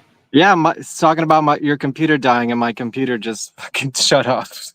So I think maybe it's overheated. But I'm on my phone right now. I could talk to you here for a little bit. Well, that was a great rebound. Yeah. Good. See, thank God for alternate technology. I was gonna say, Hunter said that you would wait till the end of the show. You know, you'd see that light from the camera and then go get it. But now, you know, nowadays, looking back, you know, 30, 40 years, are you kind of glad that people did record things like that and that documentation exists? Like, how do you feel about all that now? Well, so yes, and in fact, you know, there's not a study, but I remember hearing about like Jackie Chan, for example, is probably one. And it's like he allowed bootlegging because he felt like no one knew who he was, and people didn't know who he was in America. You know, he was huge in Hong Kong, but he was pro bootlegging because he was like, that I'm gonna go to America and be famous there. But you know, if I'm this superstar in Hong Kong, like no one knows about that shit in America right now, and it was absolutely true. Like he was able to get a huge career in America because everyone knew about him from bootlegs. You know, so that's a case of. And it probably would have been better for us at the time, but also like we needed to sell that, and you know we worked so hard to have someone take something, and at the time I think people were just trading it, right? But I think Hunter, you know, because Hunter was the main person that would just run out there and like slap the shit out of someone's hand. Right. Come on, give it to me, because I guess what we could have done is just put a sign up and saying like this is not allowed and tell them at the door don't let people with cameras in. That would have been the smart adult thing to do. But no, I am glad, and there is a record of a lot of that, and there's not a lot of record of a lot of stuff because we took the tape, and then a lot of those tapes were lost. When it's all in one spot, and I've gotten a lot of them back. I'm still getting a lot of them back. Yeah, this is what I definitely want to get into. We got to get into the archive. Yeah. Yeah, to keep telling me about these lost tapes and how deep is this archive? Like, well, so just because we're in good terms with Hunter now, and like right. I am not here to say anything negative about any of my band members because I love them all, and they're all very difficult, and I'm very difficult. So when I say anything, it's not disparaging at all. It's just the way I get it. Yeah. So when Hunter left, he took his archive, which I don't know if it was our archive or his archive. He was the one that curated it, and he was the one that kept it. So I suppose it was his archive. Right. But he took it with him, and then a lot of it got lost and destroyed. Yeah, no, I talked to him about this, actually. He tells like a whole story about all this on our episode. Right. Okay, good. So I'm not trash talking or anything. No, this tracks. Okay, so a lot of that ended up in some place or several places in Philly, and a lot of like people are awesome fans. They're like, they get it back to me. They show up at shows in the Philly area and just say, hey, I found this in a house. I think it was one of the guys that lived with Hunter, and he ended up with it and didn't want it. And so it just happened recently, and I got a couple of shows that I had cataloged for Hunter. At one point, he let me have access to his office because my office was next to it. And I was going through all his tapes and figuring out what date they were and writing it on there for him. And like, we were working together pretty well. And then he just, didn't feel right about it and said, okay, I'm taking them all back. I said, all right, but I know, so some of those where I was just like, oh, that's the only copy. We did that show one time and that tape is gone now. Oh, well, that'd be great to have. But a couple of the ones that I was really looking for just got back to me, and they've got my handwriting on them, and they were Hunters, but they got lost in Philly, and then some cool fan got them to me. So I'm not sure what we'll do with them, but GWARPod.org. Yeah, we'll do something with them. I mean, one thing that I guess everyone saw that when we put Hello back out, there was that lost footage that no one had seen. Yeah. That Time for Death video was super cool. Yeah. So a lot of that stuff, some of it had been on a Shimmy Disc comp, but not all of it. And there was actually a lot more. But it was some mini movie that Dave decided to film while they were recording Hello. And I don't know how this one dude ended up with it, but this guy who had shot a lot of early stuff, this guy Ted Sanderson, who I really think you should probably, and you could probably get if you talk to Don. If you had Neon Charlie on, you should have Ted Sanderson, because I'd love to talk to Ted Sanderson. Ted Sanderson was almost like when Gore was really a loose collective. He was the sort of media, like he was the filmmaker. Well, Hunter wanted to be the filmmaker, but Ted had a camera, and Ted was also in film school, and Ted had a good paying job, so he could afford a camera and film stock. And he just thought like, oh, I can help them, and this is going to be my sort of contribution. And he also negotiated kind of a peace treaty. Hunter had already gone to Detroit. So this is other people telling me this. So right. This is just what everyone's told me. When Hunter left and went to Detroit, they were halfway through a GWAR movie, and not GWAR Must Be Destroyed. Another. Yeah, because Ted shot that too, right? So GWAR Must Be Destroyed. Ted shot part of it, but the P.D. Kelly's aspect, which was supposed to be the end of it. That's Michael Moore, right? That's Michael Moore, correct. Right. You have done good homework. But they were always these things where GWAR was changing so rapidly. Every time they went to finish something, they had already changed enough where they're like, oh, well, that's the old stuff. So nothing ever got finished because GWAR was evolving and there were new members changing every show. And so like now Dave is singing and whatever. Exactly. So, there's plenty of reasons why GWAR must be destroyed and get finished. And then the second one, which was Ted negotiated this peace treaty between, Dave and Don and the new band, or no, even the alternatives were still, they had already said, we're quitting, but we'll finish filming this movie. And this was like, I guess the very end of 86 or like January of 87, because there was a snowstorm and all that footage of them storming. I don't know if you've seen any of that footage of them storming channels. A local TV station. Yeah. Sure. I think that was on the shimmy disc. Yeah. So that's Ted Sanderson footage, and that's from that second GWAR movie that when Don and I were gonna make the Dim Time documentary. Which that's another question I have. So yes, tell me about the Dim Time documentary. Well, so when Ted Sanderson sort of like reappeared, this is a long time ago now. This is probably 2000. Okay.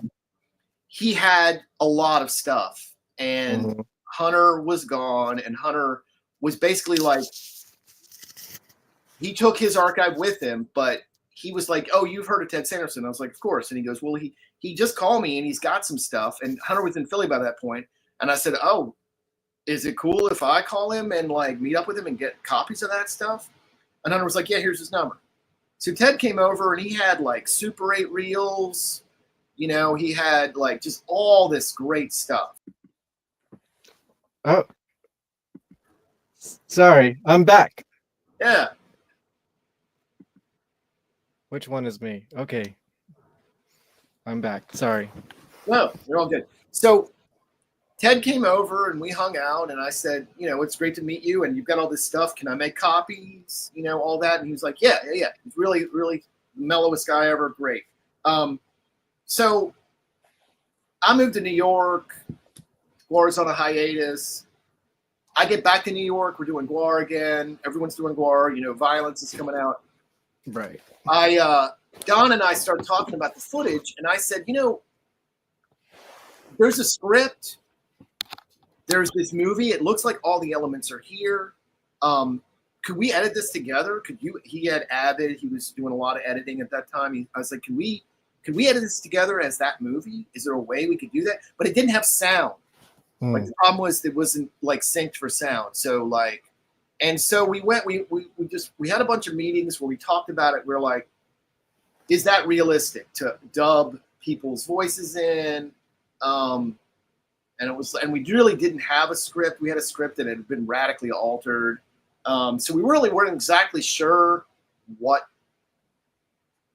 to do. But Don was in it. And so he kind of remembered, it's basically GWAR comes to Richmond. That's them walking through the snow that you see. And then they attack the TV station. They film this stuff where Don's the TV reporter, and they. Is that when he's like in the limo in the? Well, that's when he's sleazy, And so they shot a lot of stuff. I think they shot the complete movie. Don and I went back and forth, like, should we edit this together? And then he was just like, no, we should interview everyone that was in it and just make like a mini doc about GWAR in 1986. And I said, okay. So we worked on that on nights and weekends for a really long time. And, we couldn't get any bites on any kind of financing or anything or what we would do with it. That was sort of more my end. I was providing all of and through that, I found this guy, Pete Malika, who was known as Pete the Pistol, who had 300 pictures of Inside the Dairy. He just kind of dropped out of nowhere and was like, there were no pictures of Inside the Dairy. There were like 4. And then I found Pete and he had 300. Incredible. And so I just kept finding stuff. Yeah. Being like, oh, we can flush this out. We can flush this early GWAR story out. So we worked on it. We had a bunch of cuts. we never really answered a lot of like, is we going to have narration? This is a pretty complicated story. Narration sometimes equals bad filmmaking. Do we have a narrator? Let's have a narrator. We went back and forth with like what the narrator was going to say, who was going to be it. We worked really hard on this movie for a really long time. Okay, then Dave passes away.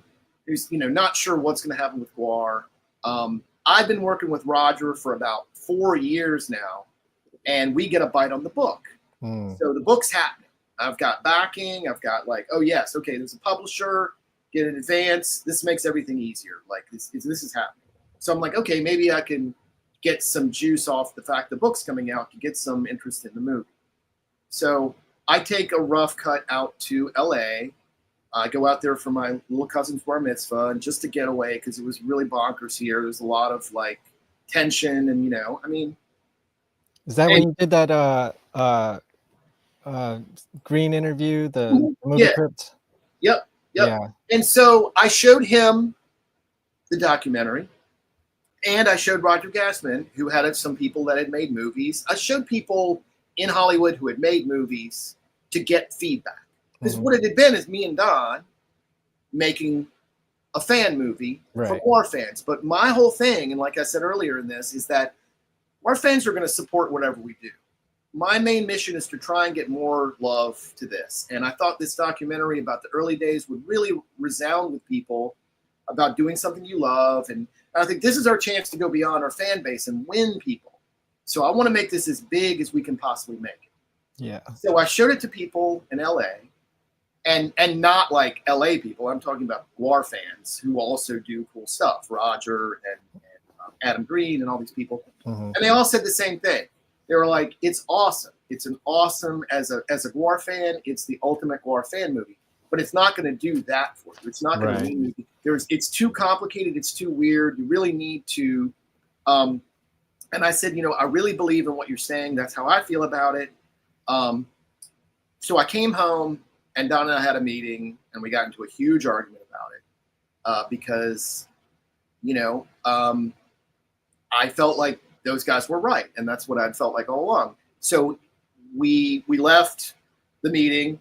It wasn't great, and then we met again a week later, and he said, "How about I just continue with the movie and sort of buy you out if it ever makes any money?" And I said, that's fine. That sounds good. Like, life's too short. Dave just died. I don't want to do things that I'm bumping my head against the wall. If we have different visions in this, that's totally great. I want to be adult and say, you take the movie and do what you want with it.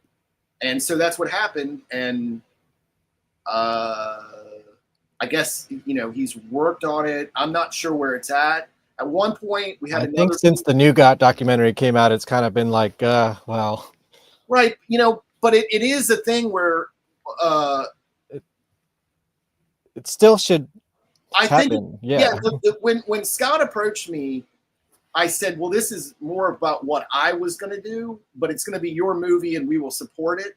And I that definitely did. But then the thing about that movie is that it is just for fans, so it should be viewable at some point. And I don't know because, like I said, we had different visions of it, but I put a lot of work into that and found a lot of cool stuff. So it's a shame that it's not out there. Like just anything that can showcase the archive. Like I want to see the archive, man. Like I want to see what's in there. Yeah. Well, another thing that really sort of was disappointing was when, and it's the way of the world right now. So when we signed the deal with Shudder, and they were the ones that sort of helped the movie get made. They were the people that were at Shudder at that time. And I don't know if you know much about, like, it seems like corporate America, even if you're killing it, you can all be replaced overnight and have a new crew come in and be very different. So it seems like that's what happened at Shudder, because we were going to put all the back movies on Shudder and a bunch of new content. And I think everyone that we initially were working with all left Shudder, and there's a whole new group of people there. And so every cool idea we had, there was going to be like a GWAR channel on Shudder. None of that happened. And right, that's John sort of had his Roku channel for a while, but that was so difficult to figure out. Yeah. I bought like the little piece to plug into my TV, and I was like, okay. Yeah. Yeah. And so there's never been a way for a lot of this stuff. But like when we re-released Hello and we were able to, Jason was like, what do we have for assets for this? And I was like, oh, we have something no one's ever seen. So I feel like every time that we have a reason to use that stuff, you know, it'll trickle out. But without a financial way to, and a lot of the stuff that is like, Hunter took the copy and it's ours now. I mean, someone actually filmed that, and it would be nice to credit those people. And so a lot of stuff I'm like, well, it's a GWAR show, but someone else filmed it. It's their footage. So it's a slippery slope, you know. I don't want to like. Yeah, I'm running into that now. I have lots of bootleg footage I'm using for this documentary, and I'm like, I have no idea where to find out who to film some of this stuff, you know? Right. Yeah. Yeah. But, so I feel like a lot of the stuff that we have that we know, we filmed it. Right. That's going to trickle out there and be used. You know, here's a related question. Okay, every time I bring this subject up, I kind of get a bring down the mood situation, even though it's one of my favorite things in the world. I guess it's a sticky situation. The Skullhead Face movie, right? Does that exist other than, because I heard it was filmed on film, edited on video, and then there was a whole bunch of lost stuff in the coming years. What's the status of what exists for that movie? And well, so there are 1/4-inch tapes here that I have and have recovered, but of the original footage, or is it edited footage? What's the? I don't know. And so the problem is when we redid when they redid Scum Dogs, you know, if you have the 1/4-inch master tapes, you can bake them. What you do is you heat them up, so it kind of makes them so you can play them one more time and pull them off and digitize the original master, because that stuff, even if it sits around in a very good thing, it gets brittle, it starts to fall apart. So I think the idea is that you heat it up so it's pliable again, and then you're able to pull the master elements off of it. We have a lot of stuff. You know, Melanie might be the person to talk to about that. So one problem is, or one kind of similar frustrating thing is that when Shudder decided, or just dropped the ball, or just never, you know, they were just talks. It wasn't like we'd ever agreed or signed anything. But when all that stuff wasn't going to happen, Jason was like, well, let's go ahead. We've already decided we were in the negotiations with Metal Blade to license the stuff. They're not putting it out. They own it, but we can license it from them. Pay them records. And then, to put Skullhead back out ourselves. Right. The problem is, without any master elements, the VHS copy is the highest. Like when Metal Blade re-put out the DVDs in the early 2000s, I hadn't looked at them in a really long time. The quality is very low. I mean, I think it's just the VHS put onto a DVD. Yes. Yeah. So, it's pretty terrible. When I found that out, I contacted some people, or I got Jason to contact them. I said, well, I feel like the master elements are at Metal Blade. Metal Blade claims they don't have them or don't know where they are. Well, that's not a claim. That's just they don't. Don't worry, they lost all the Haunted Garage stuff too. Yeah. So I actually contacted Hunter about this because, you know, it seems all cool with Hunter and everything, and I don't bug him too often, but when I call him or email him, he answers me, and it's cool. So I was just like, when you delivered those elements, because Hunter was, you know, usually the director or at least the guy in charge of those things, him and Melanie, especially with Skullhead Face, both of them said to me, no, we delivered the master elements and gave them to Metal Blade. So, you know, these days, of course, redundancy, as we said earlier. But, you know, weird artists, they're like, oh, the label, they're the responsible ones. Give them the master elements. I feel like Metal Blade has them and doesn't know where they are. I feel like I bet curator there, or I feel like they're just like we have something that's unlabeled somewhere. They pulled it off and just put it on a shelf somewhere. I hope it sees the light of day, because the problem is, even with the new upscaling technology, the master elements we have, which is VHS, is the highest quality. It's still so low that there's not. So we're unable to re-release it ourselves in any sort of DVD or Blu-ray without it looking like absolute shit.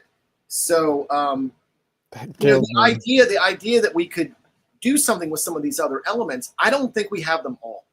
I don't know where the amount of stuff that I have is kind of decent, but I don't know if it's it would have to be baked and digitized.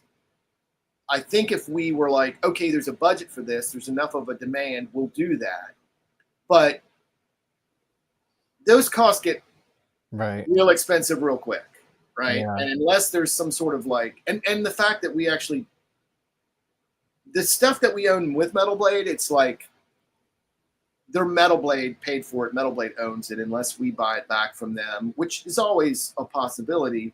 It's still something we're doing and putting a lot of money into for something that someone else owns. Right. You know, we're lucky to have had lawsuits with DRT and with Shimmy Disc, so that we own, and with Master Records, so we own, you know, we own half our catalog, which is unheard of and fantastic. But we're still in bed with Metal Blade forever, and that's okay. On a lot of our stuff, and so it just makes it more difficult. So another to be determined. No specific answer there. So I always say, if GWAR only existed as a fictional band in this B movie, incredible. Like, that's probably one of the best B movies ever made.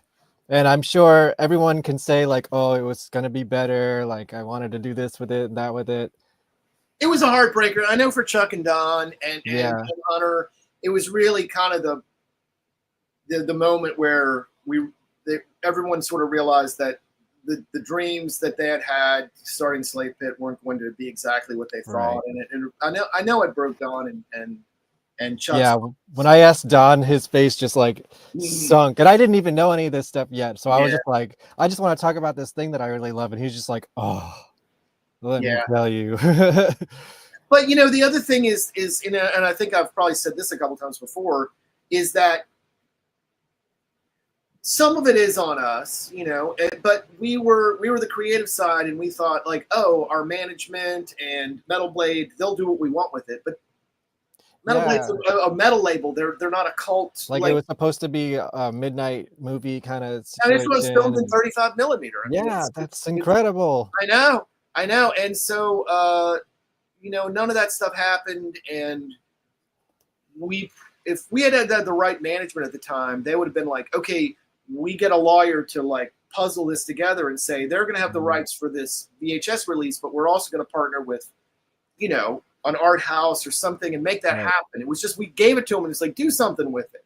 You know, I feel like that's more on us, but we didn't know that, you know, that's what we should do. And our management wasn't great at the time.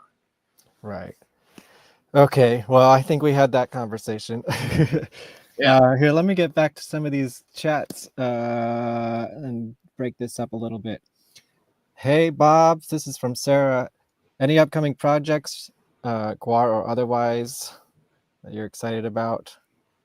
Oh, well, you know, 2025 is going to be, you know, a big deal. We're right now writing a lot of stuff and we're building a lot of stuff. So, I mean, is there like a new storyline brewing? Like, is it all coming together?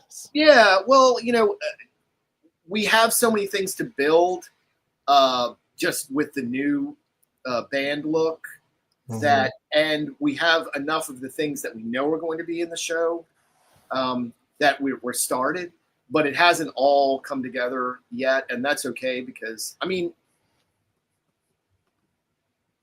that's the way it works organically. It sucks for us because I'm gonna get my slideshow back. What's that? No, I'm getting my slideshow back up. Okay.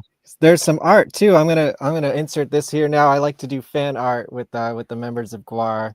Okay. So here's some fan art. Oh yeah, I got a sticker pack. Those guys are huge fans of mine. I got a Electric Larry doll from her. He always does like a hilarious Bonesnapper handmade T-shirt of him, of us as lovers or something. So like they're really sweet. There's that, and then I think. Wait, is this what you're talking about? Yeah.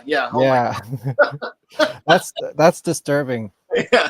Well, that's the guy's head that's in the other. Yeah. I see it. Yeah.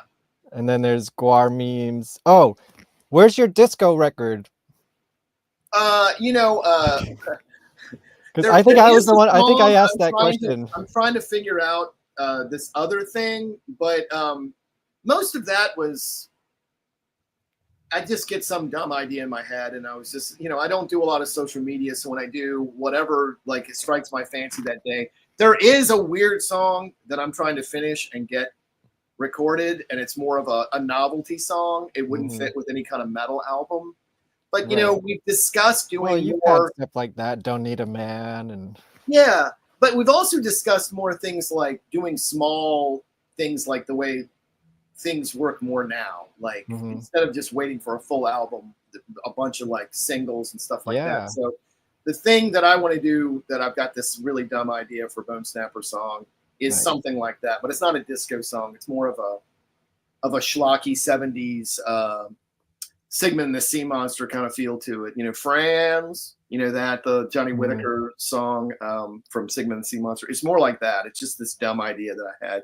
And I think Tommy is into it and will help. He likes weird stuff. Oh yeah. Yeah. Yeah. So I had him on my other show when he was in Squid Pisser like a year before he joined GWAR. So it was kind of awesome to see that happen. Yeah, it was a real shock how quickly and gotta credit the GWAR cast, which he was an original member of, which predated my GWARPod. Well, yeah, he told me that, and I was like, man, it is a fucking small world, that's for sure. Yeah. Do you enjoy singing? Like, what's your history with singing, and do you want to do more of it on stage or less of it? It kind of depends, because of the costume and how winded I will get. But I really, it's not like I'm a good singer, but like as far as thrash, I can make it work. I think that's probably the difficulty of doing something different than that, is that like I'm not a trained singer. I don't know how to sing. I don't know anything. I just, with the thrash stuff, it's what I listened to when I was young. I still like it a lot. It's that's easy for me, So I would like to do another thrash song with GWAR. It's cool. I got a second song, which is a really old song, actually. Most people know that Conflict is a really old song. Oh yeah. I was gonna say I wanted to talk about Conflict Management, because I used to hear that in bootlegs, maybe that I may or may not have seen in the 90s. Yeah, of you doing that with the X Cops. I was like, this song rules. The Chicago Metro X Cop show. Yeah, that was a fun photo shoot. Go get your X Cops record.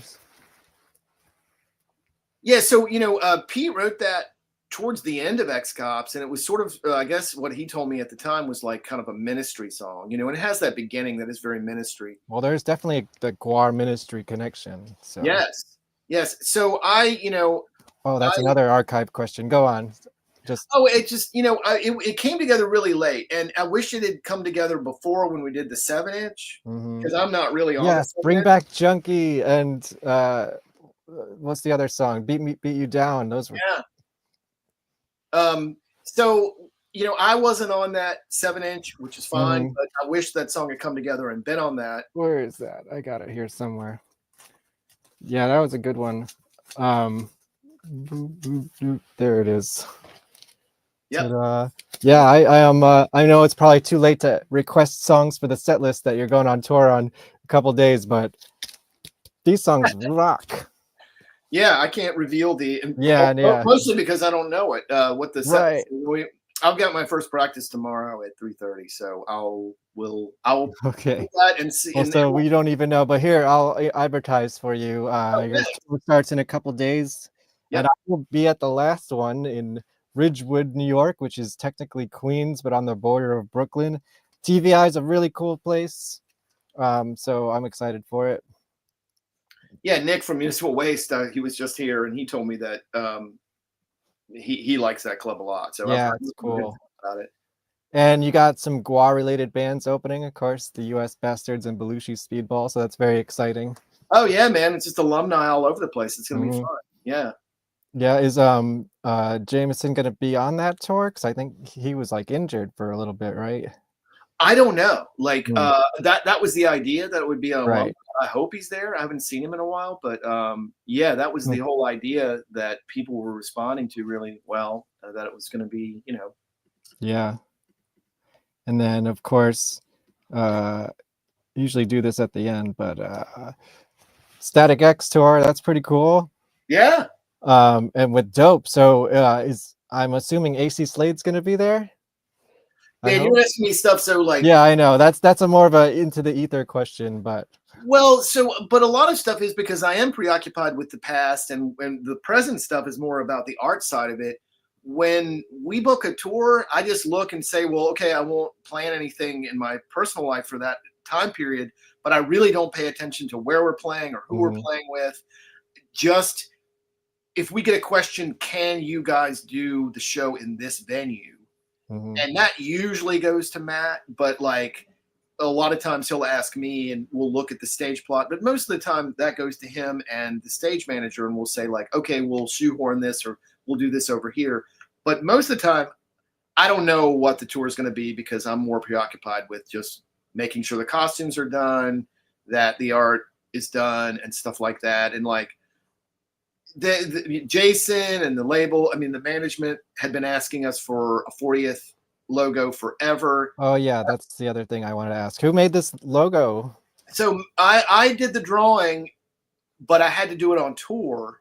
And I'm a Luddite. I don't even have a laptop anymore.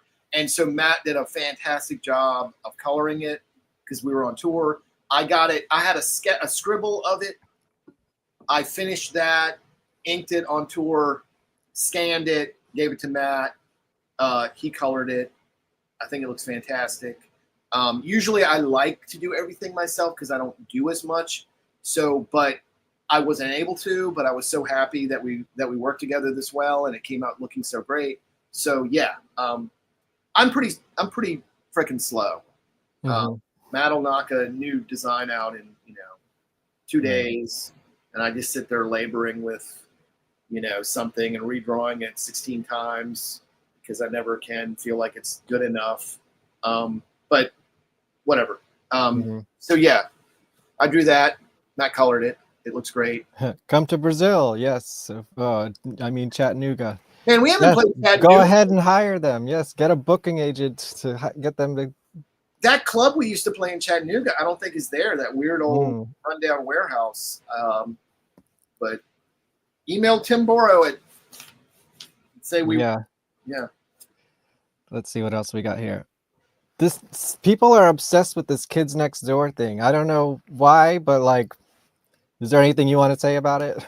Yeah, that came through whatever, Jack Flanagan, rest in peace. But, he was our manager at the time and he would always forward us these things. And, Corey did most of that work as far as taking an old song and making it work with, I'm sure Corey and Dirks, but I just remember because Corey had the studio Right. They just re-recorded that stuff, right? Yeah. Yeah. And then the thing where they did the food fight or whatever, that was all their lyrical content, but it was to the thing. And it was just people that worked at that show that were big GWAR fans, it's my understanding of it. Most of that is like, oh, I don't have to do anything. It's brought up at a meeting. Oh, that's cool. That sounds good. Do it. And then someone else does that. So I really can't speak to it. I just remember. Always get questions about that. I don't know why, but hey, people want to know. Let them know. Well, it's a weird thing that, Sir. Barbecue. Yeah, Okay, barbecue. that's a good question. Sounds like a lot of work. Yeah. Barbecue is, we still own the IP. We renew it every year. We never could make it be worth. We just killed ourselves to do it. Yeah. And, you know, we really needed to have some kind of sponsor come in and help us, because we broke our asses and basically just had enough money left over to do one the next year. And it was like, you know, we're getting too old. Like, it's detracting from GWAR now. Like, Right. Yeah. I'd rather see a new show than like. Yeah, it wasn't like this, you know, the place we had, Haddad's, you know, Brad can speak to this a lot better. Brad did most of that stuff, but it wasn't turnkey. It was very expensive. We didn't have a sponsor to help us cover any of the costs. So, you know, it was fun. I loved it. And then the last 2 years, it just was like. Sure. Just. Oh, look, there's Muddied. We were talking about you. Yeah, you know, there he is. Yeah, what's up, dude? You know, I think management, I think nobody spends money on shit anymore. You know, like Van stopped supporting any art and stuff. Like, people just don't cut checks for that shit anymore. We've had a really good relationship with Liquid Death. They helped us on the live stream. You know, we did the Triple X Live reunion, but you know, I don't know. I don't think that's why they have like Warped Tour isn't a thing anymore, because, you know, bands. I think it's coming back, but I don't know. Yeah, it's supposed to. I hope it does, but I don't know who will sponsor it. People want to know about vinyl. Violence Has Arrived. War Party. Is those ever going to come out on vinyl? You know, those are owned by us and we're licensed to Metal Blade. I think we have a sell-off time for theirs. And the thing is, we have our own label and we can't put out every single album we own all at the same time, or it would basically, we would be shooting ourselves in the foot. From my understanding is that everything that we own outright, even if we license it to Metal Blade, will eventually revert to us and we will slowly put it all out. So I don't know about this year. We don't really have a release schedule for this year. For the whole year, we have a release schedule for a couple of things. But yes, eventually, 2025, I can't. Sure. Yes or no. And okay, here's another random moment, and then I'll get back to my questions. What's your favorite GWAR album? I saw that in there somewhere. Do you have a favorite GWAR album or song? Probably America. Mm-hmm. Because it was good. That's a good segue for me. Yes. I don't think Monster Energy was a sponsor. They might have given us a bunch of cases of Monster Energy drink, but they didn't provide any money or anything like that. And you know, there were a bunch of PBR Browns distributing. They all were like, "We'll give you some cases of beer if we could put some banners up. We'll do this. We'll buy." Somebody bought some plywood for the ramps. No one came in and paid for any of the bands or any of the infrastructure. It was like a couple $1,000s here and there. Not anything that, like, it was all helpful, but it was more anything you could really run a real festival off of. All right, here's the end of the fan art. Oh yes, Derelict Dum Dum sent in some stuff. Have you seen these? These are so cool. Yeah. The one on the left, she's given me stickers up before, but the one on the right I'd never seen before. Nice. Yeah. And this is new. Have you seen this? No. How often do you see people with tattoos of you on their body? This might be a first. You know, I don't like, because I'm not on social media and because I'm kind of harder to get to, unless you come up to me like you did in Brooklyn, catch me and show me. I believe that might be the first one. I'm sure it's not. I can't remember. Most of it is the t-shirts. I really like the handmade t-shirts, especially those. There were when you could catch me at Barbecue, a bunch of people. I have pictures from, you know, that was quite a while ago now, but I have shitty cell phone pictures of handmade Bonesnapper t-shirts from the Barbecues. Okay, back to my questions. That's a good segue. You mentioned America Must Be Destroyed, because I wanted to ask about this, since you are the archive guy, and this also might be one of those just like, Metal Blade has it somewhere. But the road behind, and this is specifically, I don't have a question about this, but I have this weird one with SFW as a bonus track. Okay. I've been looking for that for a long time, and I finally found it. That's the Canadian one, I think. Yeah, the Canadian one. Yeah. the live tracks on this, does that full show exist anywhere? And like, do you have a lot of soundboard audio from back in the day? Like, what's the kind of archive on the audio stuff? So because, there was nobody, unfortunately, that filled my space in the band side of it. Like, I have a lot of cassettes and demos, sort of. If I saw one laying there, I took it, but I don't know. And nobody at that time, I don't think Dirks was saving stuff or anything like that, because really the only people that are still here are, Bishop came back, but Dirks and Brad are here the whole time. But I don't think, Muscle, a lot of that stuff was because, Hunter was putting out bootlegs or our self-released bootlegs. And then if you know the story of Tour de Scum, all the sex, all the violence, right, that's what he was selling, was a bootleg. And Metal Blade was like, well, you're signed to us, you really can't do that. And he was like, well, if I edit it together, can we make that an official how they were like, yes. So that's how that came about, but as far as the sound man that was actually kind of part of Gore at the time, we were still being like, okay, the sound guy and the light guy, they're part of the collective.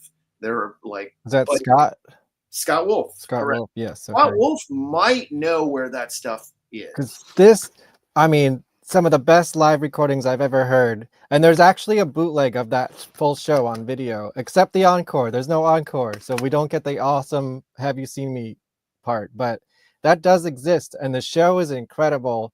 And I would love to hear the full, like, if you ever re-release America, that would be an awesome second CD, like that show. Well, America is problematic because that is owned by Metal Blade and us together. And unless they felt like selling that to us, which I don't feel like they ever will, that's going to be one of those things where luckily that one sounds pretty good already. Yeah. I don't know if we'll ever be able to put the effort into like any kind of special thing like that. Now, putting that, because that vinyl is such still like now back into collectible, putting that out is something that we could go, hey, Metal Blade, would you like to put out? Right. Or would you license us it so we can put it out, because a lot of stuff that they have that they don't make available, we can say, well, if we pay you a licensing fee, can we release it? But it's kind of frustrating because I don't want to talk trash about, anyone, but I feel like they're not that organized over there, because we're both finding that one out. Yeah. I had said specifically to our lawyer, and he showed me the email. He had me copied on it, of him emailing Metal Blade and saying, if you ever feel like licensing the right to remain silent, we're in first in line. And they were like, yeah. And so now we're going to put it out, but like they licensed it to somebody that we had never heard of. And we're like, oh, you should have told us. And we're like, here's the email. We did tell you. I heard about that. I don't understand anything about that. There was no like special. I don't even know if that was remastered or whatever, but I don't think wasn't really much of a special treatment. Yeah, and we have a lot of assets that I have a lot of assets that no one has ever seen, that when we are able to put it back out, like we're going to make that. When Pit Records puts that out, that'll be a very nice, a lot of extra stuff, not music wise, but as far as like photo shoots and stuff like that.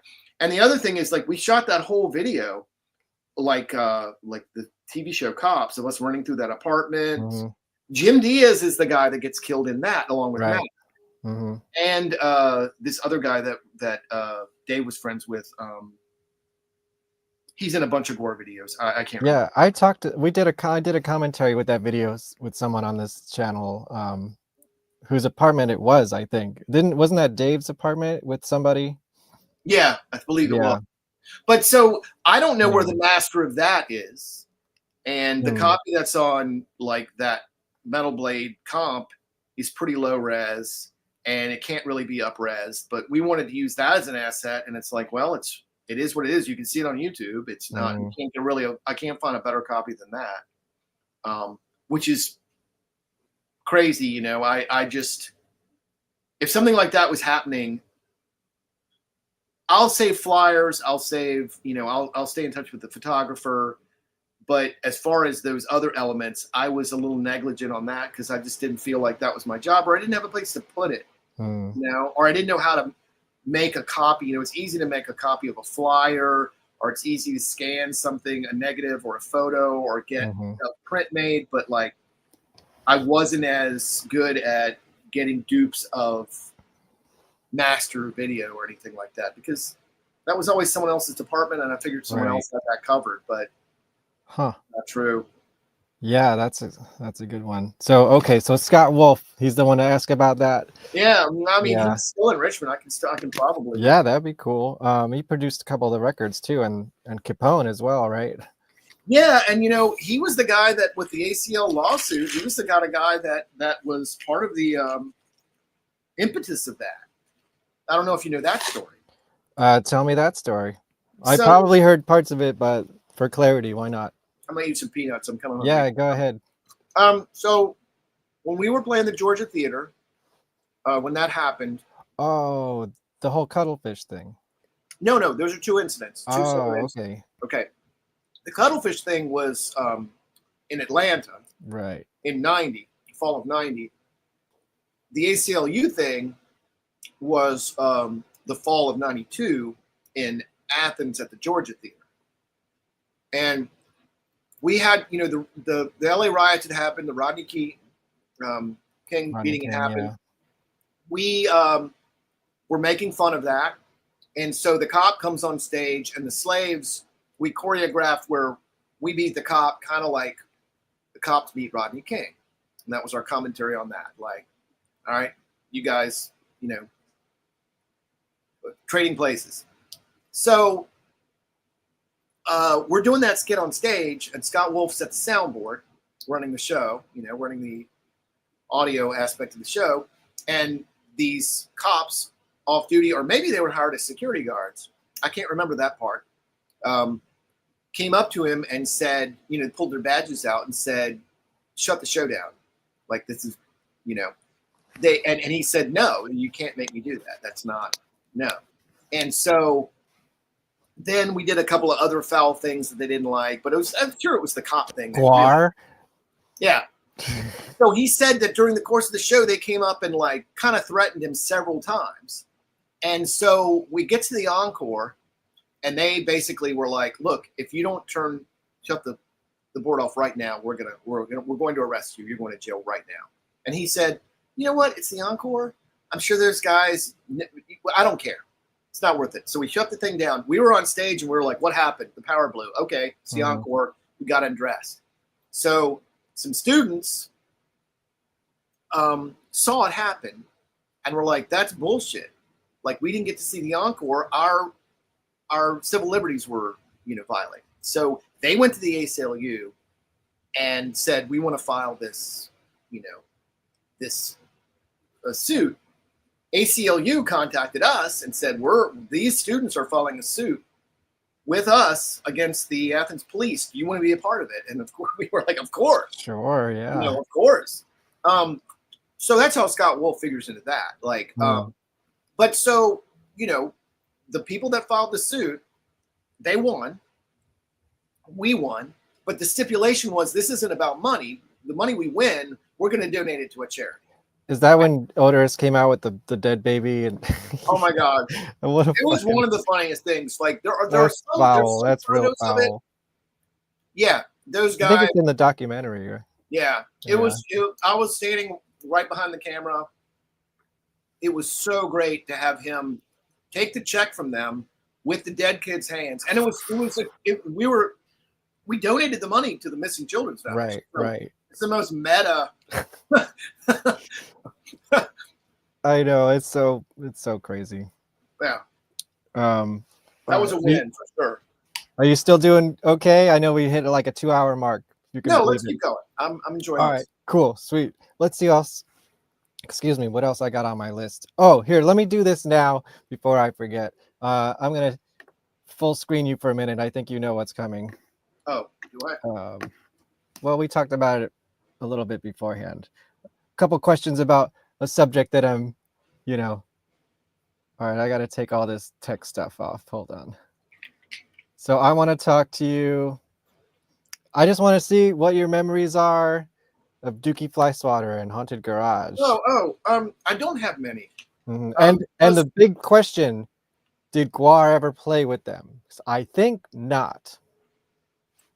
So if they did, I thought they did, but the first 2 tours to the West Coast that I didn't do were really booked on the fly. And like I said, of Dave's methods of record keeping are loose. They're there. They're kind of hard to interpret because if a show fell through and someone said, "Oh, I've got a warehouse, you can come over there and play." The show happened, not sure where it is. Sometimes he'd scribble through things and rewrite other things. I thought, even though I have no flyer or no confirmation, I thought GWAR had played with Haunted Garage at least once in 88 or 89. Now, I don't know, because, that's when Green Jelly was mad, and I know Green Jello and GWAR played together. And there's definitely documentation of that, the Palladium especially. Yeah, when I was on that tour, and then we played Sacramento, we played a couple of shows. But I know before that, in '89, there was a show or two, and I stayed at their warehouse one night when we were out there. We were out there so many times then. King's Film Restoration Warehouse? I don't remember. There's lots of weird film stuff in there, or? I believe so. El Duce was living in a cardboard box behind it. I remember that. Wow, I believe it. Yeah. But so, when GWAR would come home from these early tours that I wasn't on, they would tell me about meeting all these like-minded people, and so I remember, that's all I really remember was them talking about, there's the serial killers in Philly, there's Haunted Garage and Green Jello in LA, just stuff like that. So really, I have very little to say other than that. I remember hearing about it. I assume they played with them, but they met a like-minded people that were doing similar stuff to GWAR at the time. There was Spew, there were Monsters. And really, man, I wish I had more to say, but I did meet Dookie one time at a show. And, Surf Nazis Must Die. Yeah. Classic. Can't say enough about that, yeah. But really, I wish I had more to say about Haunted Garage. Well, one thing you did share is a record label, which we've talked enough about that. But yeah, I forgot about that. Yeah, they came out on Metal Blade Records. That's right. What's the name of that album? Possession Park. Yes, we had that around the pit. We listened to it when we were working. Nice. So here, I know this is a show you didn't play together, but the first time most of the members of Haunted Garage saw GWAR, I don't know if you were there or not, but if you were, maybe you can tell me about this show. It was at the Candelejas Club, which I believe Liz was booking, right? Yes. And, I probably, hold on one second.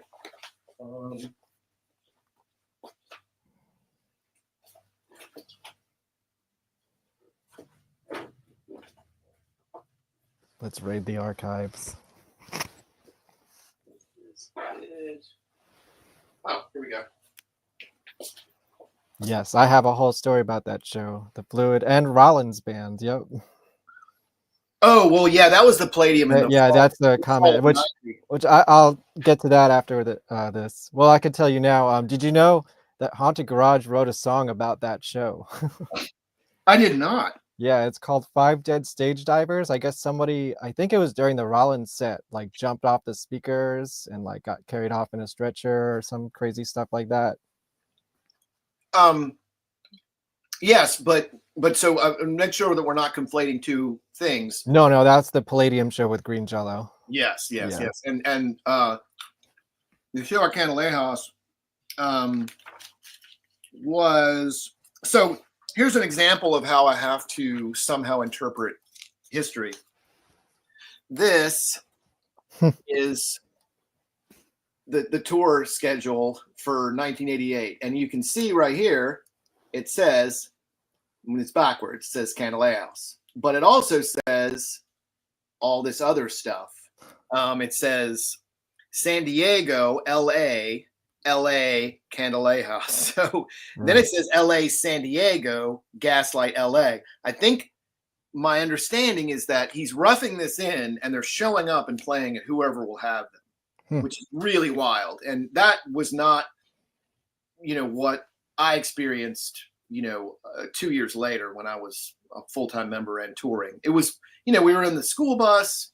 It was definitely Wild West. A lot of the clubs were definitely subpar. We definitely, it was definitely Wild West in a way, but shows were booked. We knew where we were going. When they came back from the first one, I was an intern and Don sent me a postcard, from the first tour. I'd finally gotten a key to the Slave Pit. So, I wasn't a full-time member, but they trusted me. At least Don did.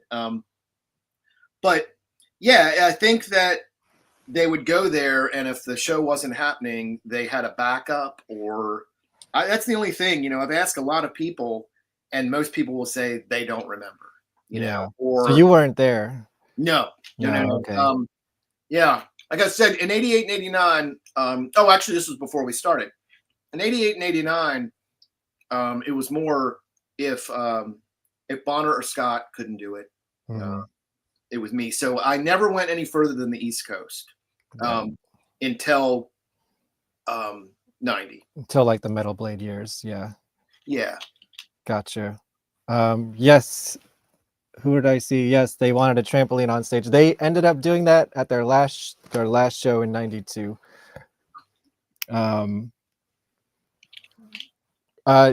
Do you have, okay, this is another like totally random geeky question. There's one picture in the book of the old school bus. Is that the only picture that like exists of the school bus or what? Okay, so there were, first off, right, there were two buses, right? Oh, okay, good. Yes, there were two buses. The first one, I have a series of them. None of them are great. It wasn't like it was thought of to document how crazy that the first one was really crazy. The second one, let me see. As soon as we got the second one, which I was a part of that era, we painted it gray instantly. Because the thing we learned about from the first one, and I was on the first one plenty, but just not, I never lived on it, never went across the country in it. But the first one had the... So which one is this? That's the first one. Okay. That's the one with the steer skull. And that's the one that would have been rolling up to Candelajas and all that stuff. Yes, yes.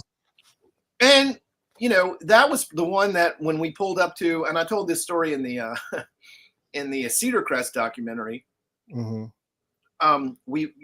was driving and I was Suluing with him. I was sitting next to him and we pulled up to the gate at Cedar Crest. Is that the skate ramp place? Yeah. In Northern Virginia. So I was there because it was a local show basically. But we pull up to the gate and we're in a school bus that says GWAR on it. And the guy pulled a gun on us and said, "Who are you?" And we were like, he was like, "What?" Yeah, I have that documentary somewhere. Yeah. But, it was just a magnet to get pulled over. And as things were changing, it was like, oh, let's do ourselves a favor. So we painted the first one. I was part of the team that painted the first one gray. When we got the second one, and it was disappointing because it was so wow looking, But then it broke down and, actually it was retired. We were coming back from the America Must Be Destroyed release party in a Metal Blade party with Lunatics in New York City. They mention you guys in their book, by the way. Oh yeah, Gina put that together. She's awesome. Yeah, that was an awesome book. Yeah, I'm glad it got such great distribution. There's a documentary apparently now. I haven't seen it yet. Well, so her idea was to do a documentary first and have the book be part of it, but she couldn't. It's really hard to get financing. So a publisher basically, I think that book got such great distribution and it's such a well-written book. And I bought it at their show. I don't know. I saw one of their reunion shows in New York. But so, I'm like, I quit art school. I was on board, but they do the release party in New York. I went with it. the first school bus conks out on the way back, and we have to get this hotel room and get it fixed. And we get back to Richmond, and we're gonna go out on the big Metal Blade tour de Scum 1990, and we're like, let's get a new school bus instead of like let's get another school bus. So we get another school bus, the second one, and we paint it gray instantly. So the second one was always gray. The second one had all the bunks in it. So the first one had a cage in the back that had the back line and the costumes. And at the time, there were only 2 boxes of costumes. Dave Muscle built them. They were called Black and Huge 1 and Black and Huge 2. And I have those boxes. I think they're very important. Is that where the name came from, Black and Huge? I think it was like the same time. I think it was just like, and they're really small boxes, but at the time it was just like the entire show went in 2 boxes. Wow. The mainline costume. Compare that to now, Jesus Christ. I know. So that always had a cage. And then from the cage forward, it was a big loft.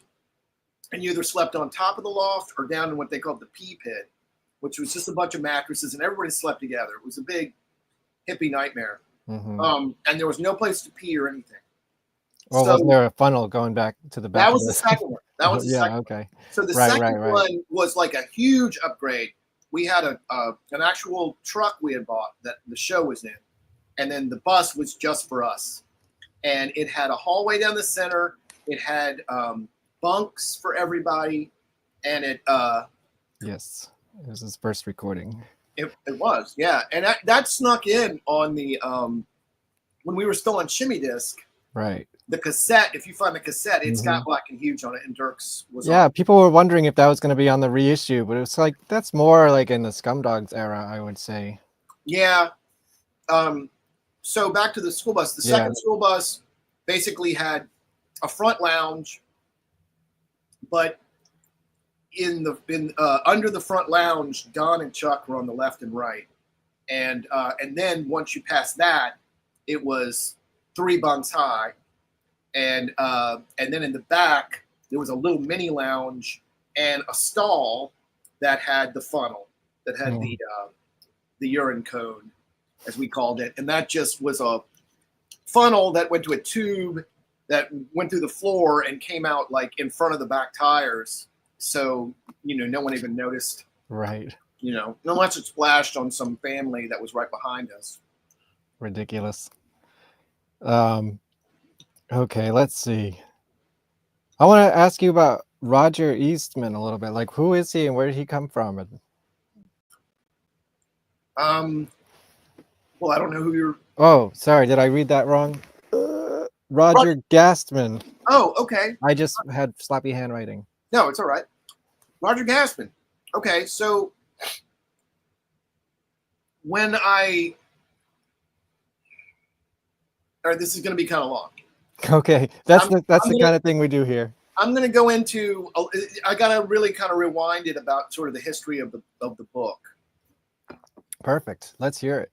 When Don stepped down as the shop foreman and was still, working with us, it's, building props and stuff. And he's like, I'm doing hyperreal. Him and Chuck were doing hyperreal. And he's like, right. I'm not going to be the guy running the shop anymore. So I was like, okay, well, I'll do it. So I got their office and I was cleaning up.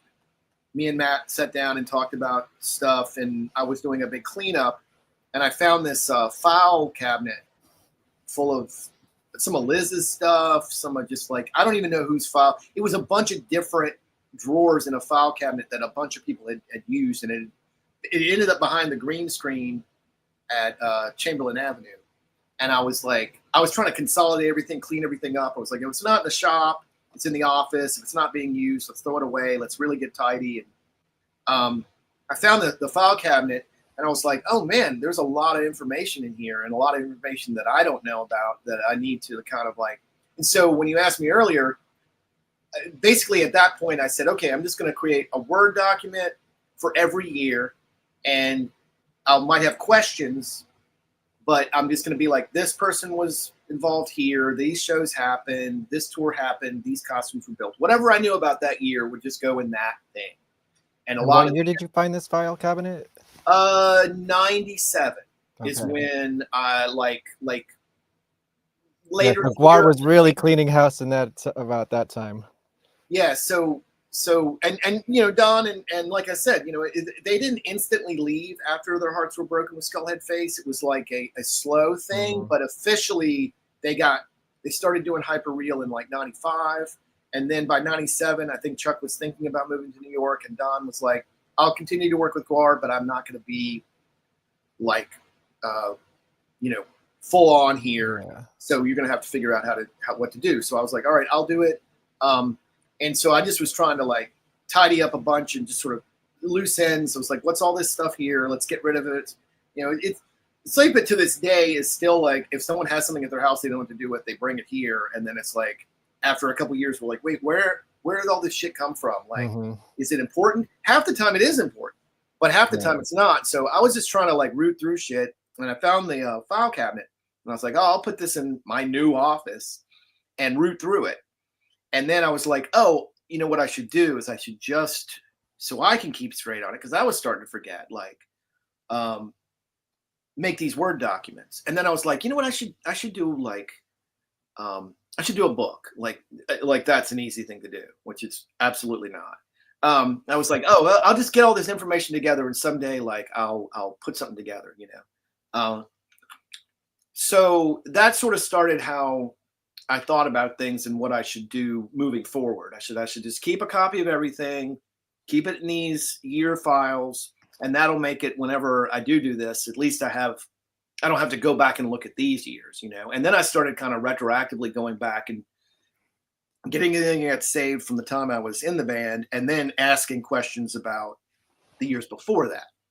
So that sort of all led to that. So as the years progressed, I would talk to people and say, hey, you know, I'm thinking about, and I talked to the guy from Last Gasp, and he was like, well, show me some metrics, you know. And I was like, we don't have any, you know, again. And he was just like, well, I don't know. And I was like, okay, well, if it's going to be that hard, then that's probably not where I'm going to go with this. So I just kept asking people who had done things like, oh, you have a book out. How'd you do that? Like, you know, because I don't know anything about that.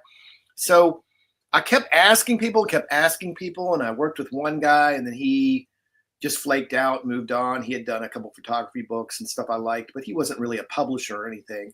And so Adam Wallachevage, who's a fantastic person, and when we did the BAM thing in Delaware in 2005, this photographer who's from Philly, who has been in the sort of BAM like circle, he's part of a art group, or there was a sort of a art collective in Philly that he was part of, but he's a real famous artist now. He does these chandeliers. He does a lot of portraits of rock bands in his living room and stuff. And he's just a great guy. Wait, what's his name? Adam Wallachevage. He did the cover of Lust in Space and Beyond Hell, I think. He did 2 album covers for GWAR. But he came to we were just set up in this field.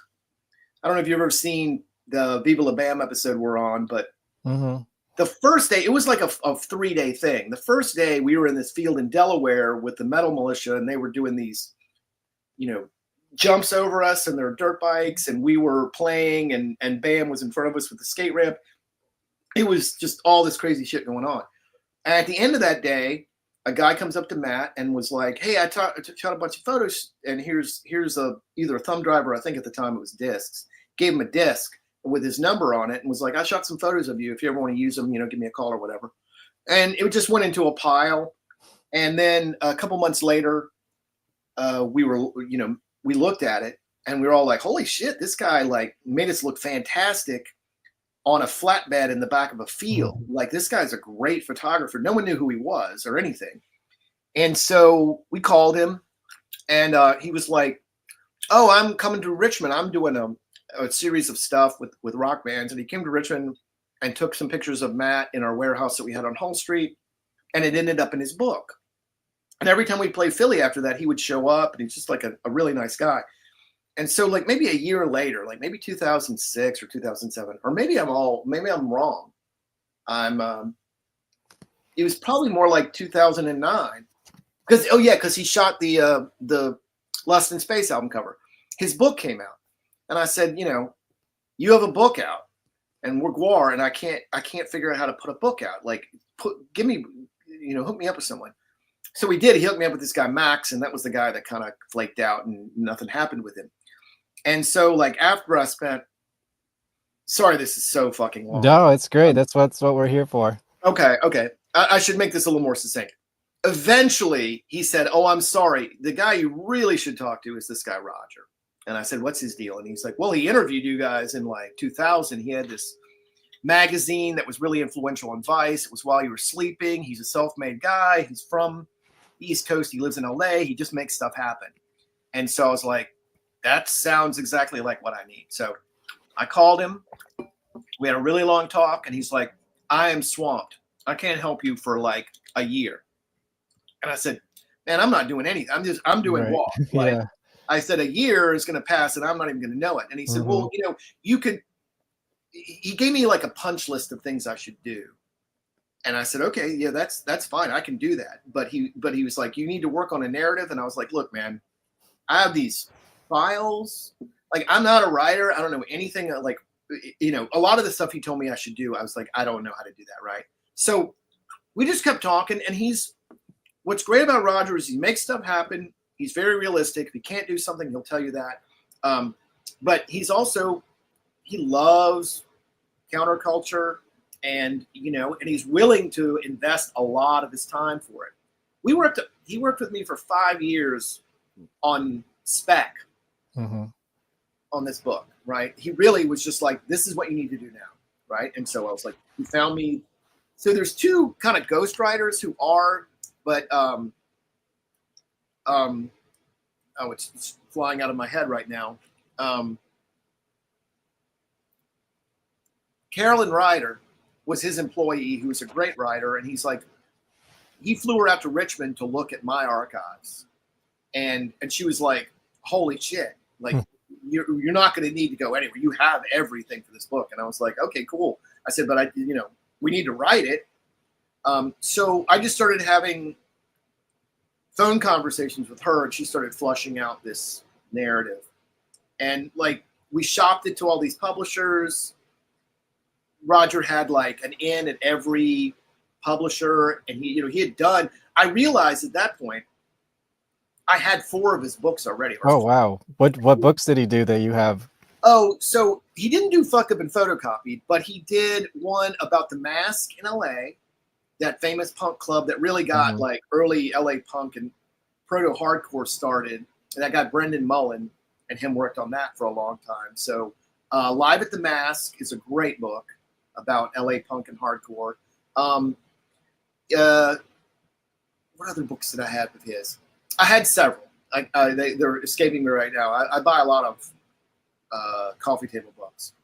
But I was like, oh, cool. This is kind of the perfect person. And so he had done a ton of books. And so he was like, let's shop this and get some money so we can knock it out of the park. And I was like, great. So everyone said no. And the idea was the book that you see now. It was an art book. It was about a rock band, but it was about an art collective. And nobody got it. Even though we had a presentation we put together that was just like, this is a book about an art collective, and blah blah blah. So Roger was like, it's fine. Let's just keep working on the book, and as we get it done on both of our time in between the other things we're doing that's paying us, we'll keep presenting it to these publishers again. I think the third time, so Dave died, the third time we presented it to Ginkgo, they were like, oh, it's a book about an art collective. We were both like, but they came in so strong. Their idea was the lenticular cover. Their idea was the red spine, everything that they had their idea about. And Roger has a very great vision about things. Oh, but they did too. They came on board and were so supportive. I have nothing but great things to say about Ginkgo. It was fantastic, but we had already spent 5 years at that point by the time that the book came out. So it really made it actually better, because if we had had some deadline that I couldn't meet, it would have come out and it wouldn't have been I mean, we put a lot of time in it. So, and during that time, so the book was like kind of done, and everyone had said no, and then Corey passed away. And so I was like, okay, so now we have to radically change, the end of this book. And so we started doing that. Publisher's still saying no, or going on as usual. And Roger's very patient. He just kept saying, well, let's just make it even better. Let's add more stuff to here and pad it out. And this will be a, tragic thing, but it'll kind of bookmark the end. And so we're still working on it. And, 2 years later, Dave dies. So, and during that time, Carolyn left as his employee. And I have a friend who's a great copywriter, Nancy Strange. So I basically was like, I need someone to help me finish this book. So that's why there's so many names on that. But everybody I worked with was so great. So the narrative really, the only thing that I think I would like to have changed would have been there's more voices. It's more well-rounded at the end of the book because Nancy started I said, well, why don't you ask that person and so it gets a little more well-rounded towards the end because she's actually doing more interviews with more people instead of having me talk to people and then tell her write it. This is how the beginning of the book is. There's a lot I'd like to change about the book, but that's just because now that I've looked at it 100 times, I go, oh boy, I really wish I'd been thinking about that when I started it, But I'm really proud of it. I'm really happy about it. Like the other thing that is, there's going to be a reprint of it at some point. Yes, tell me about that. And I can't believe it. It's been like 10 years already since this thing came out. Jesus Christ. So I can't really say anything about it because I don't really know. I know it's going to come back out. That's in the works, but there's a lot of lawyer stuff that's going on where it just everyone has to be satisfied with how it is. The only thing is it's going to come out basically as is. So in order to make it, I wrote a new foreword explaining that, saying, okay, it could be revisionist and be like, oh, you're fucking with Star Wars. This is the book that came out 10 years ago. It's a history of war up until it came out. I everything that anybody that was in the band told me that they didn't like or had a problem with, I went back and spent, several months correcting dates, correcting quotes. Look at this guy.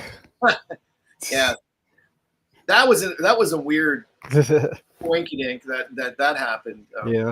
Yeah, that guy Jeremy was a friend of a friend, and I took him to a bunch of old buildings, and I was just being stupid and breaking stuff, and that wasn't planned at all. Right. But so keep that picture in there. It's a good one. Yeah. Yeah, and I kept the original intro. I just wrote it.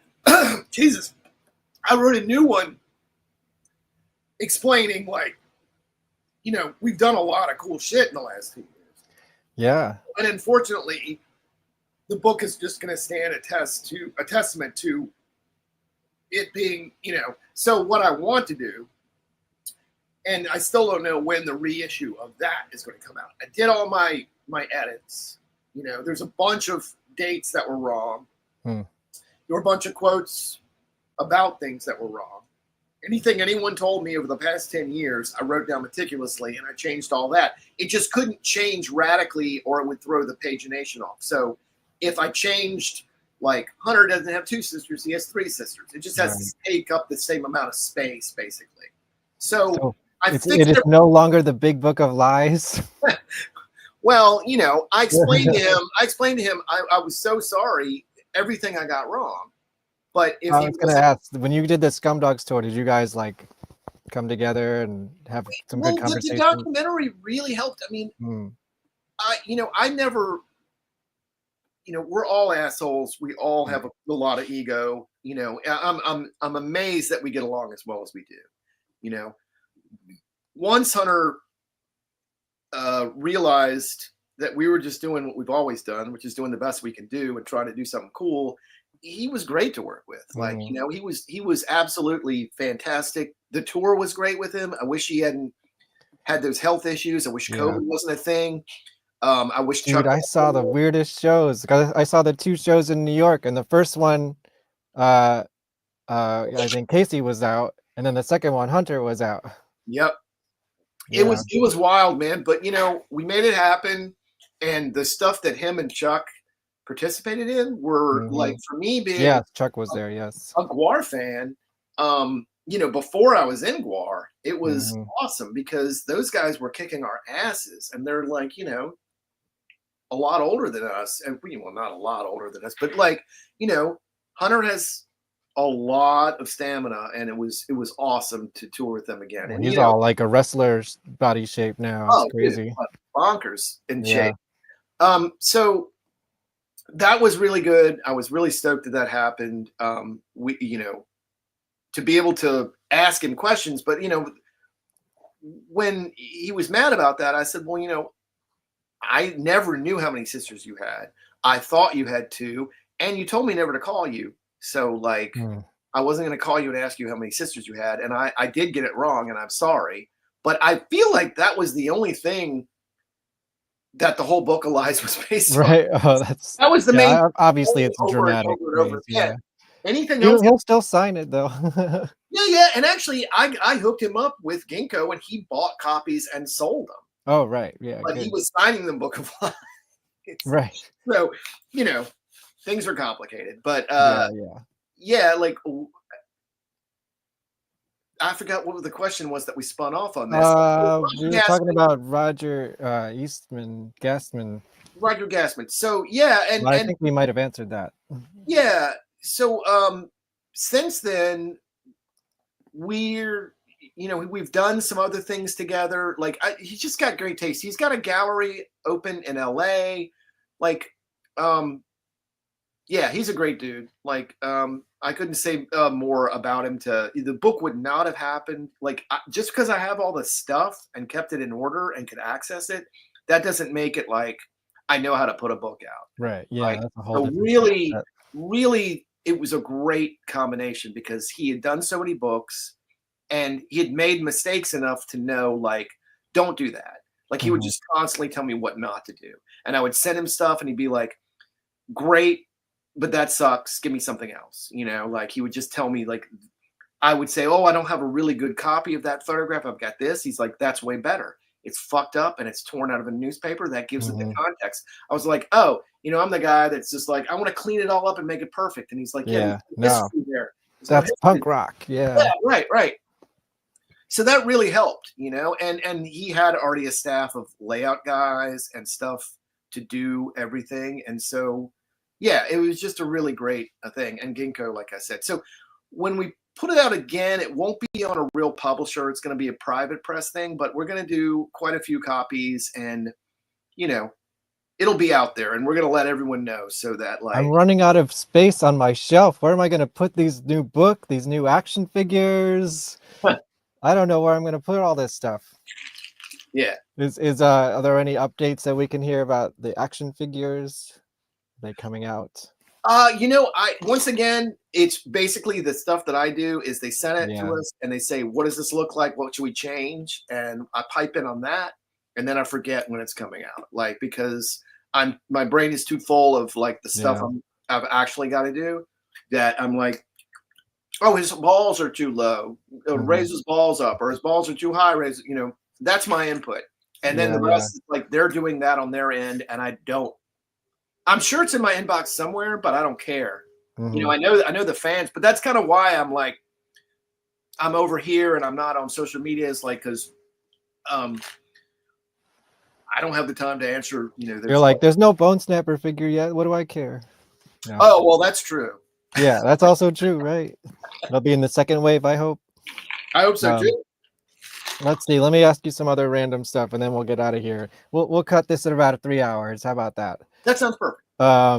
Have you seen the Butthole Surfers documentary yet? I don't know if it's out yet, but I have not. Are you in it? Is GWAR in it at all? I am not.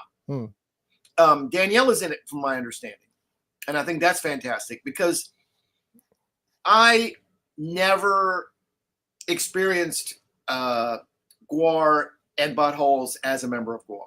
Right. I experienced it as from fan. I saw them together at the New Ritz, which is Webster Hall. Yes. And I saw them at Rockets. Okay. I saw Guar and Buttholes together twice, and I saw the Buttholes in their prime 6 times. So I can speak. I was really happy that I'm in the coffee table book, talking about how that was a life-changing event for me. But, you know, as someone who didn't really ever meet them or hang out with them, I didn't go to the ranch. Danielle did, you know, like I would have loved to have been in the documentary, but I think they just needed to find someone that was out there to get on camera. Yeah. And like I said, Danielle has firsthand experience of hanging out and going to the So ranch. at least GWAR is represented in there. Yeah. That's what I wanted to get. Yeah, that's good. Speaking of Danielle, why is it so hard for GWAR to find a female character? Like, what's going on? Are you ever gonna have female characters again? And how do you do that correctly? That is a tough question. I don't know. Is Margaret gonna be a character a scumdog one day? I mean, that's kind of more up to her. Yeah, I think. So the Margaret's a good example of someone who's masochistic enough to work her way in here. I don't think anybody. And how do you do it without pissing Danielle off? Well, Danielle loves Margaret, and good. But the other thing is just finding someone with the want to put up with all the nonsense that we entail. You know, this day and age, everyone is their own star, and that's fine for them. But if you're working with us, it's about GWAR. It's not about you. And you can add stuff, but you have to take a back seat to the collective. And that is a balance that is every day in flux and really hard for us that have been doing it forever to always have to back off occasionally or get screamed at or scream at somebody. But a new person coming in, and just the way the world is, where everyone's an influencer, you know, and can have a career without all this nonsense. I don't know. It's finding the right type of person. And Danielle is definitely a one-of-a-kind person, man. She can hang. I mean, 90% of doing something like this is being able to hang, you know? Yeah, and so, definitely. So, you know, it speaks to how awesome she is, that she could put up with this and contribute as much as she did. You know, if we could find someone as kick-ass, then she'd be in the band. That wants to deal with this nonsense. There's plenty of kick-ass people, but they don't want to deal with this nonsense that is right. That's a bunch of combating egos. Let's see. That's a good answer. Oh, here's an archive question. See, I'm just jumping around now. Yeah. Live from Antarctica. Is there gonna be a revamp of that? And was there more songs that were filmed that weren't released originally, or there is for that? Oh, I was, and it was actually like, so I'm a slave in that. I'm not heavily featured because that was a show that toured, and I'd be there on the weekends I was allowed to.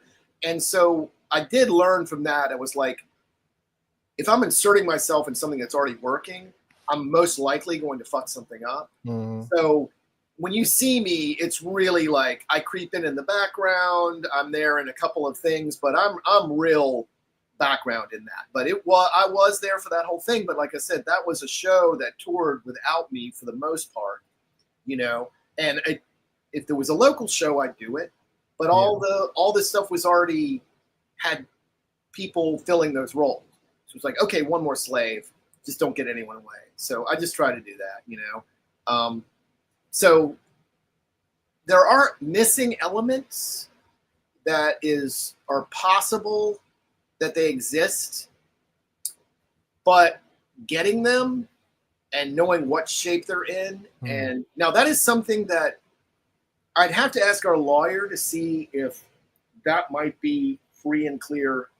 Yeah, I think that was just before Metal Blade. I mean, I know they released it, but I think you may have filmed it first. Because the way when we licensed Black and the Cool Place to Park, no, we do own that. So it would be in our best. The problem is we don't know if these elements actually exist with this person and what shape they're in. If they I feel like they do exist, but I'm not sure if they're worth buying because they might have disintegrated. Right. So there's a really rough possibility. It's still being like keeping track on it, see what happens with it. I would love, since we do own it, to find them in fine shape and bake them and digitize it and add a bunch of stuff. So that was on film too? No, but it's like the whatever Betamax or whatever the technology was in the summer of 1990, which is when it was filmed at the flood zone. So yeah, at that point, I'd already told Dave that at the end of the spring semester, I was like, that's it for me. I missed Europe. I'll be part of this filming, and then I'm on board 100%. So it was kind of the first thing I did 100%. But like I said, it was a show that I was already toured with, and I didn't really have a place as much in it. So I just tried not to get in anyone's way. And then we went right from that to building the Tour de Scum. And the only thing I'd really done for Scum Dogs per se was I made the first set of goat legs that are on the cover of Scum Dogs. And I think, because we got an advance from Master on that, and so then we were going to build the show to go on tour with the fall of 90. And, I built Tiny.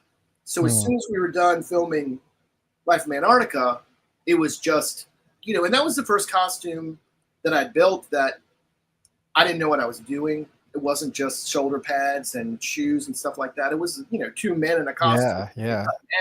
So, it took me probably 2 months to make that. And before we played the first show, which I believe was at the Flood Zone, I was a wreck because, Bonner and I tried it on, but it wasn't done until a couple of days before we left. And so I was super stoked. I mean, it was almost the same thing with Dickie Duncan.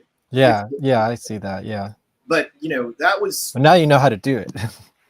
Yeah, it's never the same, though, because that had Scott and Matt in it, and they're much bigger. And, if I'm putting something on myself, I'll put up with certain things. Wait, Scott was still there for that? No, I'm sorry, Scott Bryan. Oh, right. Bryan I was like, Matt, Scott, he's been gone for a while. Yeah, and it was Scott Bryan and Matt were Dickie Duncan. Gotcha, yeah. And they're about the same height because, there's no one other short, and I was Bonesnapper. So, but when Tiny, me and Bonner were about the same size. So we were tiny. But the night we debuted the show was radically different than what it became. Originally, the first time we did it, the entire Morality Squad came out on stage at the same time. Rambo, Private Parts, and Tiny. Boy. And so it was just this melee, and nobody got the right. And so we didn't leave that day. We played another local show, I think Charlottesville, and I think we left a week later for that whole fall. So we basically were like, we need to put Private Parts somewhere. We need to put Tiny somewhere else. And we changed the show radically, and it's just Grambo that comes out. But it made it a much better show as far as like taking all the effects and spreading them through the show. This is how I remember it. But then, we go to Europe beginning of 91, and Hunter didn't want to go. So we switched.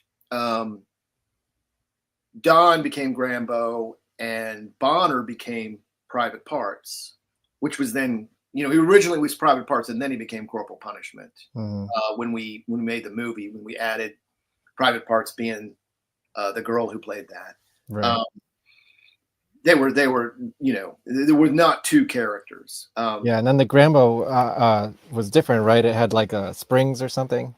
The crutches that became Dr. Debilitated because the Murder Chariot we couldn't take to Europe. Right. And Hunter had made that and liked it, but when Dawn had to be, so she got a different head, and instead of her body being torn apart, he made the knitting needles be the eye gouge thing, which were just blood bags, and the knitting needles were like drumsticks.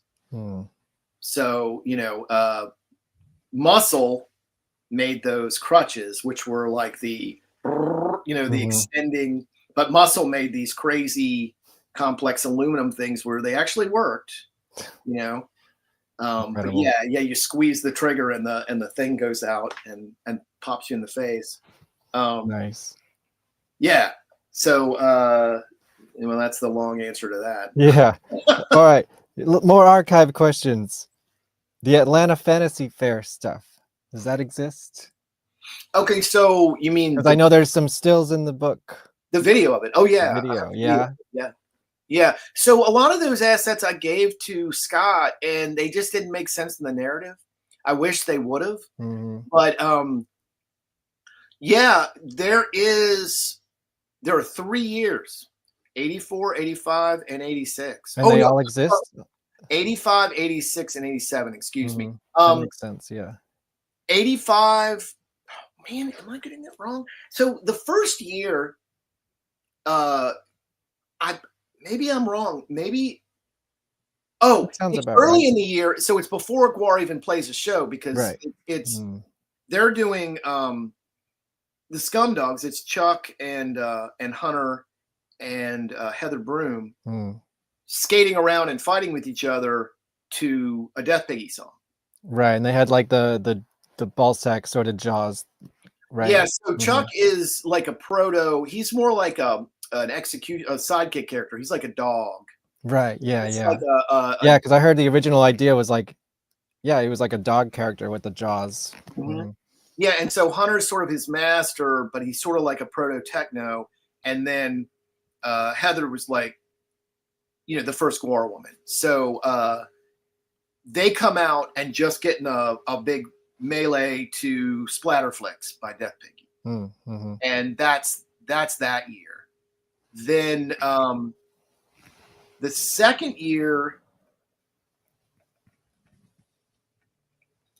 it's been so long since I watched it, but there's 3 years. The third year, which is either 85 or 86, 86 or 87, it's Gorgor, an early Cardinal Sin, or Duke of Dogma, excuse me. Yeah. Odorous, the second GWAR woman, Colette. Although there were separate characters, the first GWAR woman. Because they both existed at the same time at one point. Only one show. Oh, okay. Blood Zone in 86. The Temptress, right? So what happened was like Hunter had Heather as his girlfriend. It was like, I'll get you involved and you'll be GWAR woman. But then Dave is dating Colette and she's part of the collective. She comes in and she's GWAR woman. So they're like, well, she'll be the good GWAR woman. She'll be Amazina. And this is people telling me. And, Heather will be the bad GWAR woman. She'll be sort of the sidekick to Techno. She'll be the Temptress. And I'm not sure how that played out in the narrative. There's no video of the Flood Zone 86. There's pictures. Well, no, there's video. There's video of Armpit playing and Unseen Force playing. But there's footage of them loading the costumes in. Wow. There's no footage that I have found of, and so I got a lot of footage from this guy, Jim Roberts, who filmed Schaefer Court, who filmed a lot of stuff. He was a dairy guy. Yes, the Schaefer Court, does that exist more than just in the music video and the fucking shimmy disc? So Jim Roberts, they called him Mr. Garden Hose because he really was ahead of his time. I mean, is ahead of his time, but I think he lives in a shack in Washington State or in Oregon. I got in touch with him and he sent me a box of videotapes. What he would do is he would do like what people do now, like in horror movies where it's point of view. Everything is like, I'm running through the crowd. Isn't this like guerrilla style filmmaking? But it would make everyone sick and they'd be like, it's like a garden hose. They called him Mr. Garden Hose. But he was a dairy dude and he was in VCU for like film. But everything he would do, he would film something and then he would chop it up to be very Burrow-esque, cut and paste, kind of like giving you this weird idea. So every tape I have from him isn't the master. It's the cut up version where you're like, oh, cool. There's the airplane engine falling out. But now it cuts to this and now it cuts to that. There's no straight through, which exists somewhere. Yeah. But nobody knows where that is. And so either him or Ted Sanderson had some footage of the flood zone, but it's like maybe Hunter was like, don't film that. But he filmed the other bands and he filmed Hunter unloading his truck with the costumes in it. And I'm like, where's the flood zone show? Man. Yeah. So there's, Crazy. it's been frustrating, but when I do find anything, I'm so excited to have something. I have 30 minutes of them at the parade. The ridiculous and the dairy is represented, and there's all the dairy weirdos, and GWAR is just part of that. Right. But it's really awesome to see GWAR in costumes in 1986, just walking around on streets in Richmond. It's really awesome footage. I don't know what to do with it. Some of it, that was Scott's task to make a narrative out of this and not overload you with too much. It's the stories that dictate the footage, not the other way around. Right. So, yeah. I know. I told them my biggest problem with the documentary is that I didn't get to make it, and that's why I'm doing this show. Well, maybe there's a way.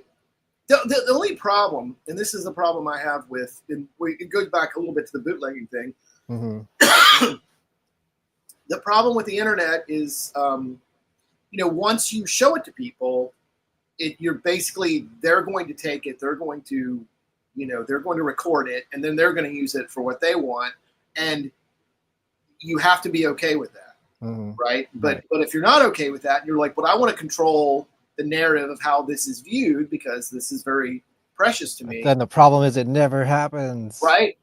So there's a double-edged sword there, and I understand both sides of it, Sure, but I get it. I think it's more that we want to be able to release it in a way that makes sense, that is helpful to us and good for everyone. But there just hasn't been, that opportunity or exactly. Yes. Yeah, I get it.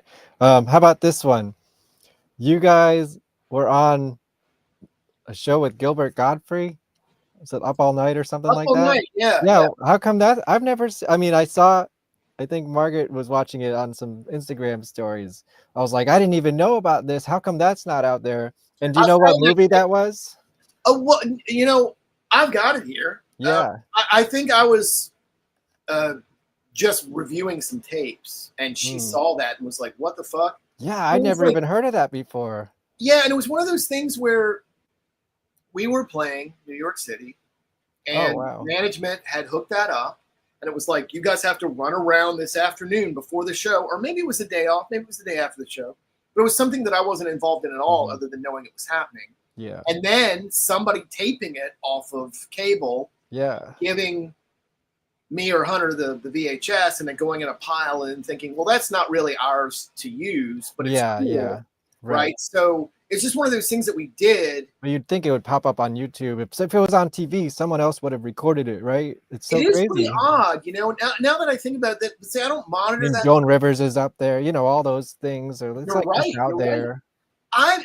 I'm so involved and have been so involved for so long that I never know what people have seen or not. And so I'm always like, when Margaret was excited that she saw that, she was like, holy shit. And I was like, oh yeah, you didn't know they did that? I thought everyone knew they did that. No, but I didn't even know. Yeah. No, I have the whole thing.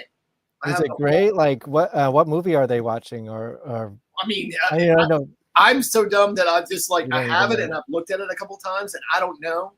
Like I can find it in there somewhere. It's I need to do a better job. And what I really need is to figure out how to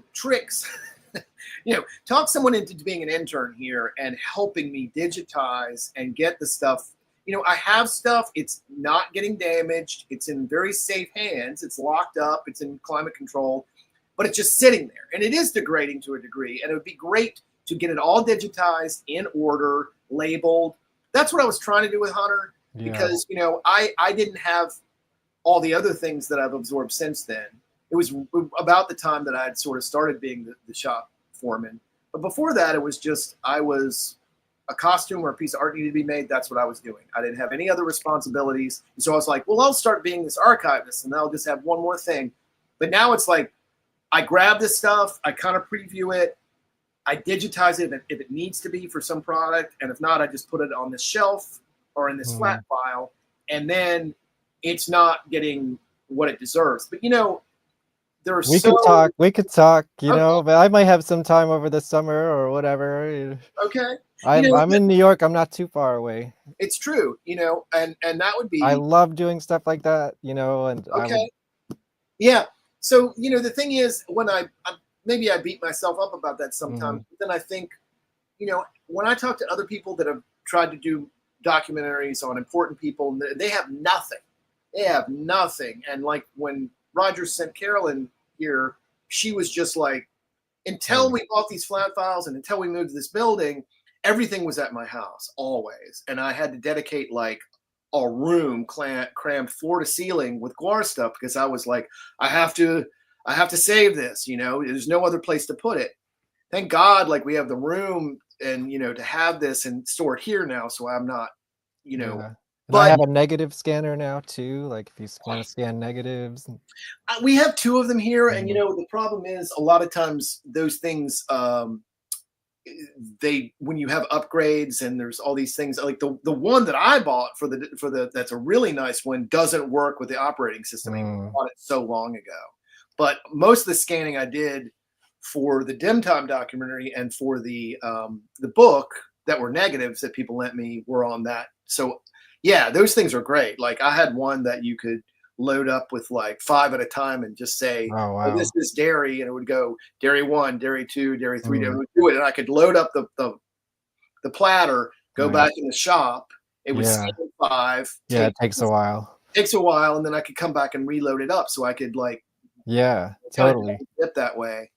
Mine's just one at a time, but still, it's like, oh, I love preserving this history. It's like this haunted garage thing. It's like, if I didn't start searching for this stuff, it would have just died in people's closets and nobody would have ever seen it. The teaser looks great, man. Like, thank you. Like I had not seen that they had done that much cool shit on stage. I wasn't aware that they that's there's a whole GWAR section in there because that was like once they were on Metal Blade, especially, it was just all the comparisons to GWAR. Yeah. And I interviewed Hunter when I was in LA for it and stuff too. So great. Yeah. Yeah, I'm a huge Turbo Negro fan, and I was, but I don't have a lot of stuff other than the classic albums. But I was at some friend's house a couple of years ago, and he had a live album, and he said, "Have you seen that?" And I said, "No, I'm not really that big of a fan." But he said they talk about their origin, how they saw GWAR at a squat in Denmark in 1991, and I said. Oh, and he's like, "Were you at that show?" And I was like, "Oh yeah, absolutely. It was the only time we ever played Denmark. We played a squat, and we drank on the roof with the people all night long. Me and Brad did, and I went and looked at it, and it was like we were the inspiration for Turbo. I mean, there's no bigger. That's great. I always tried to get into them. Can you give me the elevator pitch for Turbo Negro? Like, what's their whole concept? What's their whole thing? It's Tom of Finland. Instead of like Barbarous from Outer Space, it's a punk rock Tom of Finland. That's it. Gotcha. It's rock and roll excess. It's an homage to every hook from the Dead Boys to Cheap Trick to. It's just so catchy and so great, and a little more like GWAR. When GWAR's making fun of heavy metal early on, it's really a lot like that. They're like, we're paying homage to something. Making fun of it, but in a loving way, right? So, there's a lot of stolen hooks, but they're put together, and the he was really good at lyric, almost as good as like Lux as far as making a double entendre that's really smart and funny. It really just listen to Scandinavian Leather or Ass Cobra. There's like 3 albums that are just like their. Yeah, I've heard them. I just need to like really dig into the. We played with them at Rock and Shock once. We played with them, and it was the best double bill. I wish we could have done more shows with them, and it was such a fantastic. Like, they had money with their pictures on it. They did a balloon drop. It was just. It was. That's all Alice Cooper stuff. Yeah, but it's like, it's not like they're doing their own thing with a theatrical thing, Sure. They had glitter Nazi helmets and lipstick, and it's just Do you know who Tom of Finland is? Not really. Okay, well, it's erotic gay art. Okay. And it's just like the first guy who is just basically like, it's like Playboy for men from. It's lots of leather and. Yeah, there's an acrobat series, there's a biker series, it's basically the Village People, but it's artwork. And it's like the first, like, I'm going to lean into this. I'm proud and I'm gay and I'm very like, and it's all sailors, you know? Right. And so their whole thing is like, oh yeah, it's sort of like the way Odorous is gay, you know? It's just, it adds a layer of like rock and roll, you know, androgyny, yeah, sure. Yeah. King, Queen, I always say, you know. Yeah. Oh, that's one of my favorites, man. I'm the queeniest being that's ever has been. It's right. So great. I love that extended version on the new, whatever. That's a whole nother conversation. Gabby Godhead from Haunted Garage is in one of the Turbo Negro videos. Just putting that out there. Well, that's a great, like, little shot sprinkle on top. All right, I think we pretty much did it. I have one last question, but I want to sort of just do my little advertisements here first. Of course, I'm hardcore working on the documentary. It's happening, you guys. Just that's what I'm doing all the time right now. Go follow Pop Perversion, my band Pop Perversion, which is not very active right now, but it will be one day. So follow it now, and then you'll be surprised when something comes out. Get my new album. You saw a little music video preview in the front. It's crazy stuff. Some members of Green Jello. Oh yeah. So how do you feel about these like sort of like tribute bands and like tribute characters and stuff like Guello here? Oh, I love it. My last show. Like how does the GWAR feel about that stuff? Personally, I think it's great. Like I said, I think that homage is the greatest compliment you can have, and anything that like I think it's great. I've met that guy at the barbecue several times. Yeah. He's always great. Like he gave me CDs. I think they're still here. Nice. You know, I'm not on any kind of social media, as most people know. I just have a strong feeling about less is more, and I really try and focus on this or just reading and being alone. So like, but I'm not against any of those things. Like I'm totally for them. I think they're great. I just don't participate in the online. Sure. Plus there's just so much goddamn negativity online. I just can't be a part of it. And I don't want to have to like correct anyone because, you know, a lot of it I don't know. But if I see something that's really wrong, my first inclination is to correct it. And so I realized pretty quickly I could spend my whole life being in all these chats and stuff. And I just... You'll be a real troll and not a cave troll. Yeah. Right. And so I'll just like, people can figure that out. I'll just do what I'm going to do is I'm going to spend all my time working on a documentary and a book. And then people will have to reference that. And, you know, I got some stuff wrong. It's not 100%, you know, but I think I did pretty good job, you know, like it's better than if you were trying to be from the outside and just figure it out, because I definitely had a hard time figuring out some stuff that even I was a part of, because it's just so many people and so many perspectives that, you know. Yeah. I know what touring's like. I mean, I've only done touring in limited capacity, but it's just a whirlwind. Like you can't even grasp what's happening until weeks later. I wanted to do a book about like just the craziest, you know, like after Rollins' first book came out, he had a series of books and, you know, they were all niche, and I'm not really a big fan of them other than the fact that he's done something like that. And I respect him for doing that. I thought like, oh, we could have other books, you know, and then if the book market hadn't kind of tanked because no one really reads as much as they used to or buys physical books as much as they used to. But I thought I wanted to do just a road story book of just the weirdest, funniest thing that you ever experienced firsthand. That'd be great. Yeah. And the reason I brought up Rollins is I had this idea for a book called Get in the School Bus, you know, which is just like, great. Yeah. Like, and I could just interview everybody I knew that I ever toured with, and they could tell me something where I wasn't there that they saw happen. Because I've already got it in my mind, like the stories that I would ask them about, because I heard them right after they happened. So, you know, things like that. I mean, I don't know. I tried to do a little bit of that with the Mason Temple character. Right. You know, Yes. Really Yeah. take 100 hits of Yeah, acid. I loved that stuff you were doing during the pandemic. That show, that was like a lot of work. It seemed like Yeah, it was. But it was like you made a whole new movie, but in pieces, and yeah, and that was just us like trying to have fun and wing it. Of We course, didn't put, the thing is, all of it fell on Matt and Dirks because I don't know Avid. They were.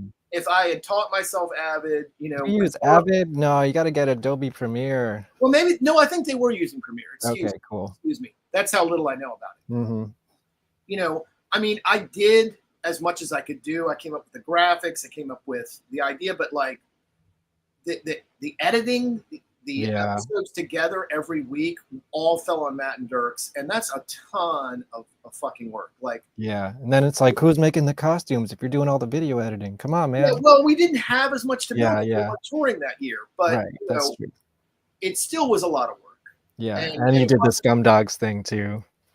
Well, it was impossible to monetize, so it was just we were trying to stay in people's minds, right? But like we were just taking the money we'd already made on touring and paying ourselves to do something that there was no return on, other than you have to stay active in people's mind. And I mean, it was fun, but I didn't have to do all that editing.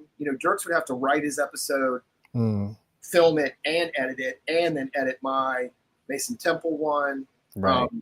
So it was a lot of work, but it was fun, and it was us kind of going back to the roots of just like, hey, I got this whole idea, I want to do this. That's what I loved about it. I think it was the roots kind of thing. It's just like, oh, it's Gwar being Gwar, and I know it's obviously. Oh, I guess I could ask this question, but like, Gwar movies, like I know that's a lot of work, but I miss them. And is there going to be another one? ... The whole problem with the world changing and us trying to change as best we can with it, but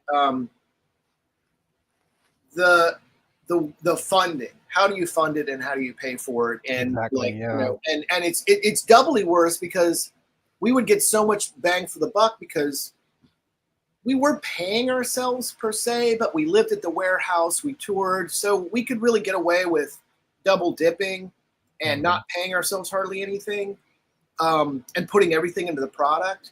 Now we really can't afford to do that, and no one's ponying up the money that they did. Right, exactly. I know, that's why I say ... It's not really a question, but it's more of just a, oh, wouldn't that be great? Well, we have really good management now who is always looking, and there are several things that might happen that would be like a new version of that, but that's just all talk until it really happens. It's still it's nice that we have people that are actively pursuing those possibilities, because now we can say like, well, someone tried. Like, at least if it didn't happen, it just didn't happen. But we have people pursuing those, and someday it may, because there's somebody tracking those things down and saying like, hey, so yes. Well, I mean, like a new narrative feature kind of thing, but that's whatever. Yeah. So I don't have any GWARPods booked right now, but you know me. Follow me on social media where I am. Bob's not, but I'll be there. So follow me for updates. I'm sure there's going to be some good stuff coming this year. But hey, why don't you check out some old ones? And I have some choices for you right here. Go check out Zach Blair, Pete Lee. Oh, Neon Charlie. Did you want to show me something? Oh, I did. Okay, cool. Perfect timing. Now let's see. Bishop. Yep. Go check it out. There it is. So the reason why the W is different is because some of Neon Charlie's stuff would be where he would find a neon sign and he would just take the letters. I believe those blue letters are from a sign that he was able to reclaim and do that. The W, I became the caretaker of that sign years ago, and the W was already broken. So about 10 years ago, Charlie had a guy that bet me, but we didn't know what the color of the original was. So the gas he put in it, but it kind of makes it even kookier. So that's the 1985 Gwar sign. He also made a sin. Oh yeah, that you can see that in the background of the Schaefer court and stuff. Yes, and it used to be at the Den of Sin in the dairy, and that was at the pit for a long time, and there was no place to put it, and got put in the yard, and it got cracked and broken and thrown away. But when that happened and the W got broken, I said, all right, I'm taking this and I'm putting it on a special shelf from now on where it can't get fucked up. And then about maybe 15 years ago now, Charlie helped me restore it. So Nice. Thanks, Charlie. Nice. What's the oldest GWAR thing that you have? Well, so the great thing about, the problem with archival stuff with natural rubber is that you can put Armor All on it, you can keep it out of the sun, you can keep it cool, and it will last a lot longer, but it will disintegrate eventually. You have cloth and glue or styrofoam or fiberglass, and you keep that okay, that's almost immortal. So really, there's a lot of stuff from 85, 86 that I have shepherded. There's one sort of section in the back, the dim section. I mean, we have the camouflage Gorgor. We have the Domastodon that Don made right there. You can see above the Chaos flag. So right there, it used to sort of was made, I think, to sit on top of the letters. Right. Yeah. So, the real good thing about the earliest stuff is that it's not falling apart. So I have, a few, we have the original. Well, no, did I give them? I think I gave the original ball sack jaws to the Rock and Roll Hall of Fame. I need to go look at my paperwork. I've given several things to museums because I was like, we have too much stuff, and this is a legit thing that wants something that. Are you in the Punk Rock Museum, the new NoFX thing? No, and that's a open conversation. Like I have a wonder about that. Like, we have an open invitation to donate stuff, and I have not taken them up on that yet because I'm not exactly sure. I don't care for how they curate things. Or is it a lack of curation that you're worried about? Curation. Yeah. Right. It's I haven't been there, but I've heard about it. Yeah. Context. What is that? Like, it's very important. You can be a super fan and know what it is, but that's sort of like trying to bring it to a different audience. And so, it's a jacket. What is that? Who even knows? So there's a Flatus at the Metal Blade Museum. There's a Metal Blade Museum in Vegas. Never been, and there's a Flatus there. What if they have all that missing haunted garage elements in your? Yeah, I know. There's a Flatus at the Grammy Museum in LA. Let's see. Which Flatus? Like a Dewey Flatus? No. They're both Corey. Okay, they're Corey. Yeah, because he had several copies, and then we were replacing things more. Like, there's not much of that Dewey Flatus. In fact, I gave him some stuff, and I think he sold the shin pads. There wasn't much left because a lot of that stuff was so trashed. Yeah, right. Totally. But yeah, there's Flatuses. There's two Flatuses in museums. There's a Balzac Jaws at the Rock and Roll Hall of Fame. I'm not sure what era. I need to look at the paperwork. There is the very first Cardinal Sin, or the Duke of Dogma helmet that Dave Muscle made, and the original Flatus, the Don, like the Dewey helmet. Right. I restored that meticulously, basically using exactly the same stuff. We had the elements in a box. It had been shattered, and I ended up just bondoing it, fiberglassing it with his sort of overseeing using the Didn't Muscle used to wear that sometimes? No, there was a thing we called the Happy Captain Walrus that. The Walrus, right? That became Muscle. The few shows he did, shows on stage, he was like. Yes, Hunter I saw a picture of that. Hunter had made that for Pete, and Pete hated it. Right. So it went into a scrap bin, and then Muscle was like, "I'm going to be the keyboard player on stage," and that lasted like a week. Yeah, I never. Has there any video of that? I don't think I've ever seen it. Not that I'm aware of. But so the Valentine, which is a local history museum, has two pieces. That might be the only ones that I know of that are permanently with museums. But I'll have to think about it.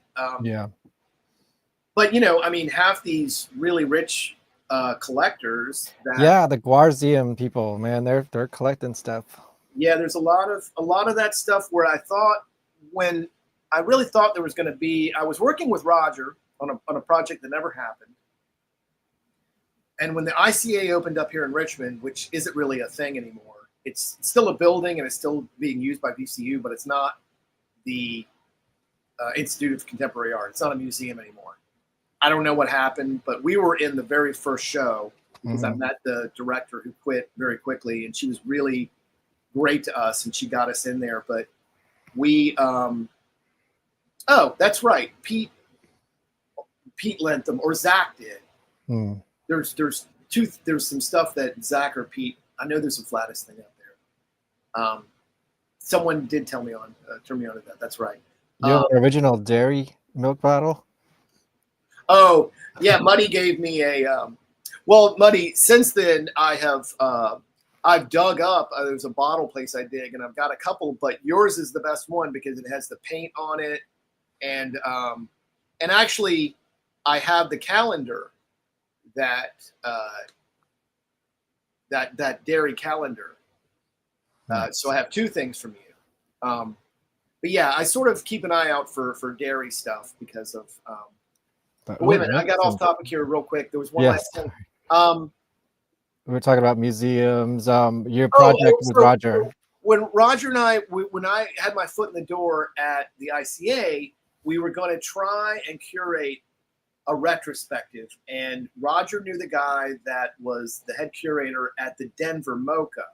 He's since moved on, but we were gonna have a huge museum retrospective that went from museums around the country. Oh wow! And COVID kind of ended that, and then nobody picked up, and funding really went down in order because that'd be like you'd have to make a lot of boxes, a lot of crates, a lot of glass, a lot of plastic. It was going to be very expensive, but you know. So for a while, I was like, we have to keep everything. And then I realized even if we do that down the line, I think collectors would probably be cool about doing paperwork and lending it to us. So I was like, we've got this. It's all sitting here. Just starts. It might be more protected in the private sector. Right. Yeah. You know, so like we're doing these auctions once a month. And I used to not want to give up on anything. But now I'm like, we really have so little room left in this building and we have so much stuff. It's probably better in the private sector. And we could always borrow it back with the right paperwork, you know? Sure. Because that's how a lot of museum shows happen. They're not owned by one person. They're on loan with paperwork and then they go back to the owners. And I can only imagine, and I could be wrong, that GWAR collectors would be proud to. Hope. I mean, people aren't really coming to their basements to check this stuff out, you know. Right. So I have seen, you know, even though my lack of social media, I've seen a lot of those pictures, and they're like very impressive. Like it's very it's nice that people care that much. Okay, I lied. 2 more questions, and then we're done. Okay. Yeah, it's fine. I'm excited to try this. Yeah, me too. Thank you so much again. This is awesome. We'll have you back at some point again. I'm glad to do it. Dig deeper. What are like the real gems that you have in the archive? Video or photos? Like what's like the top holy shit? Well, you know, if I could find the Flood Zone 86, if I could find a complete Schaefer Court, you know, things like that. Oh, what about Hunter's old and Chuck's old like Super 8 films? Do you have those? Or do those exist somewhere? So I have, well, I transferred and gave back. Or must be destroyed from the original. Well, even before that, like the stuff they were doing. Oh, so what a Holy Grail thing is, and you know, is Captain Communist. That's, yeah, right. You know, that would be, and you know, and so Roxana, who was a girl that Hunter dated, and when I was first hanging out at the Slave Pit, this is 1988, it was Hunter's birthday, and Roxana had found Captain Communist in a pile somewhere and had it transferred to VHS, and we watched it for Hunter's birthday party. And it was like one of the first times I was invited to a party at the Slave Pit. And it was such a thrill as a fan because it's such a great homemade movie, man. It's so funny. Chuck is just such a fucking fantastic actor, and so is Hunter, and it's so Evil Dead 2. It's so funny and so great. And Hunter has it, but I don't know if he knows where it is and if it's deteriorated. The shame is that and it's a work in progress, because he wouldn't talk to me for a while, but now that everything seems to be cool, and maybe I can help him. Maybe somebody can help him find it and get it digitized before it disintegrates. I feel like it's not labeled, and he has it, but he doesn't know. And some of the stuff. One of the Holy Grail things that just came across was the '87 Christmas show. Like that. Really? I have it now. It's covered in mold, and I just got the mold off it and watched part of it. And now that I know it's working, I'm getting it digitized as soon as I get back from the X-Cops tour. On VHS? It's on VHS, and it's one of the ones that I identified when Hunter was letting me look at his stuff, and then it got lost in Philly, and I guess sat in a damn basement and grew mold all over it, but it got back to me fairly recently, and I just figured out how to knock the mold off it and run it through some stuff, and it's playable. So I stopped there, and I'm going to have the next time it played be transferred. So, and I've got someone to do that for me. I have the program here, but I'd rather just pay someone, the $20, because you take them a stock of stuff, it comes out to be very little per tape, So that's incredible. Yeah. Wow. I mean, that's literally just happened. So there is some footage from '87 that exists. Yeah, and especially that. Who was in the band at that time? Is that the Alternatives lineup? No, that's the brand new, what I called the next generation. That was Dewey, Steve Douglas, Mike Bishop, and so the Hello guys, pretty much. The Hello. Yeah. Yes, absolutely. Okay. So yeah. It's awesome. All right, so I always like to end the show with this question. Can you tell us a Crazy Dave story? Oh my God. Pick one. Well, I mean, when I did the Mason Temple series, the one I'd always wanted to tell and did tell was the Billy Takes 100 Hits of Acid. But do you want me to retell that or think of something different? No, think of something new. Or just like some great memory, or it doesn't have to be a crazy story, but we like to end this with a Dave story. I'll tell you something that's just a little more personal and not so boring. I lived with Chuck, Dave, and Jim Diaz, another Diaz reference, but the four of us lived together, and I lived basically in a closet. They had this house on Main Street, and after I was living at the 801 West Broad Street, because when I didn't go back to school, my mom got remarried and was like, if you're not going to go to school, then you need to find your own place. And I was like, that's totally fair. I'm just going to figure it out. And I was like, I'm going on tour in a month anyway, so I'll stay at the Slave Pit. When I get home, I'll figure it out. So I got home, and it was the middle of winter, and I didn't know what I was doing. So Dave and Chuck were like, well, come live with us. We got a little teeny room, and you can have it for $100 or $75 or something. And I was like, okay. So I went and lived with them for a little while. And,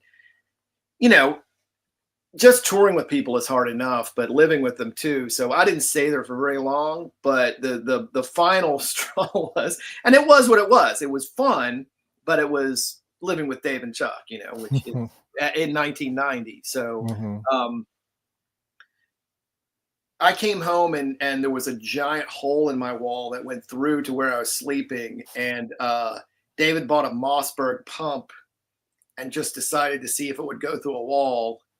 And I was like, dude, and he was like, well, I checked. I knew you weren't in there. And I was like, that's awesome. Actually, that's awesome. But I still now I have a hole in my I only paid $75, but I was like, so I left. But I was still like, that's still like, as I don't know, it's just Dave, Yeah, it was just, that's great. Yeah. Him shooting, like, that's nothing compared to, and I probably, if I sat here and had 10 minutes, I could think of something as crazy of him shooting liquid acid into his eyeball, but Right. I can't think of off the top of my head. So That's a good one. I like that. It's very personal. Did you ever circle back to any ideas that never got fully developed, like the Satan skins or any side projects that didn't quite make it? no, but No. I'll be That's back. for the next time. Yeah. And now it's in your mind. Mhm. Cool, man. This has been super awesome. Thank you so much. You're welcome, man. I think we did it. Yeah. I don't even know how long we've been on here. It's been 3.5 hours. It's just like Yeah. no time. It's conversation, man. It's easy. Yeah. So this is fantastic. Well, I just ask people what I want to know. So, Cool. I will see you on January 25th at TVI in Ridgewood, New York, Queens. Looking forward to it. Thank you, man. Hell yeah, man. And everybody else, go buy my new album at bonesper.bandcamp.com. Why not? Look, they're all hand-drawn covers. So there you go. And maybe I'll see you out on the road with Green Jelly next year. And that's it, guys. Thank you for everybody who contributed to the show. This really rocks. This is really like the show that really people come to my channel for. So I'm going to try to find the outro now. All right, guys, I'll see you later. Like, share, subscribe.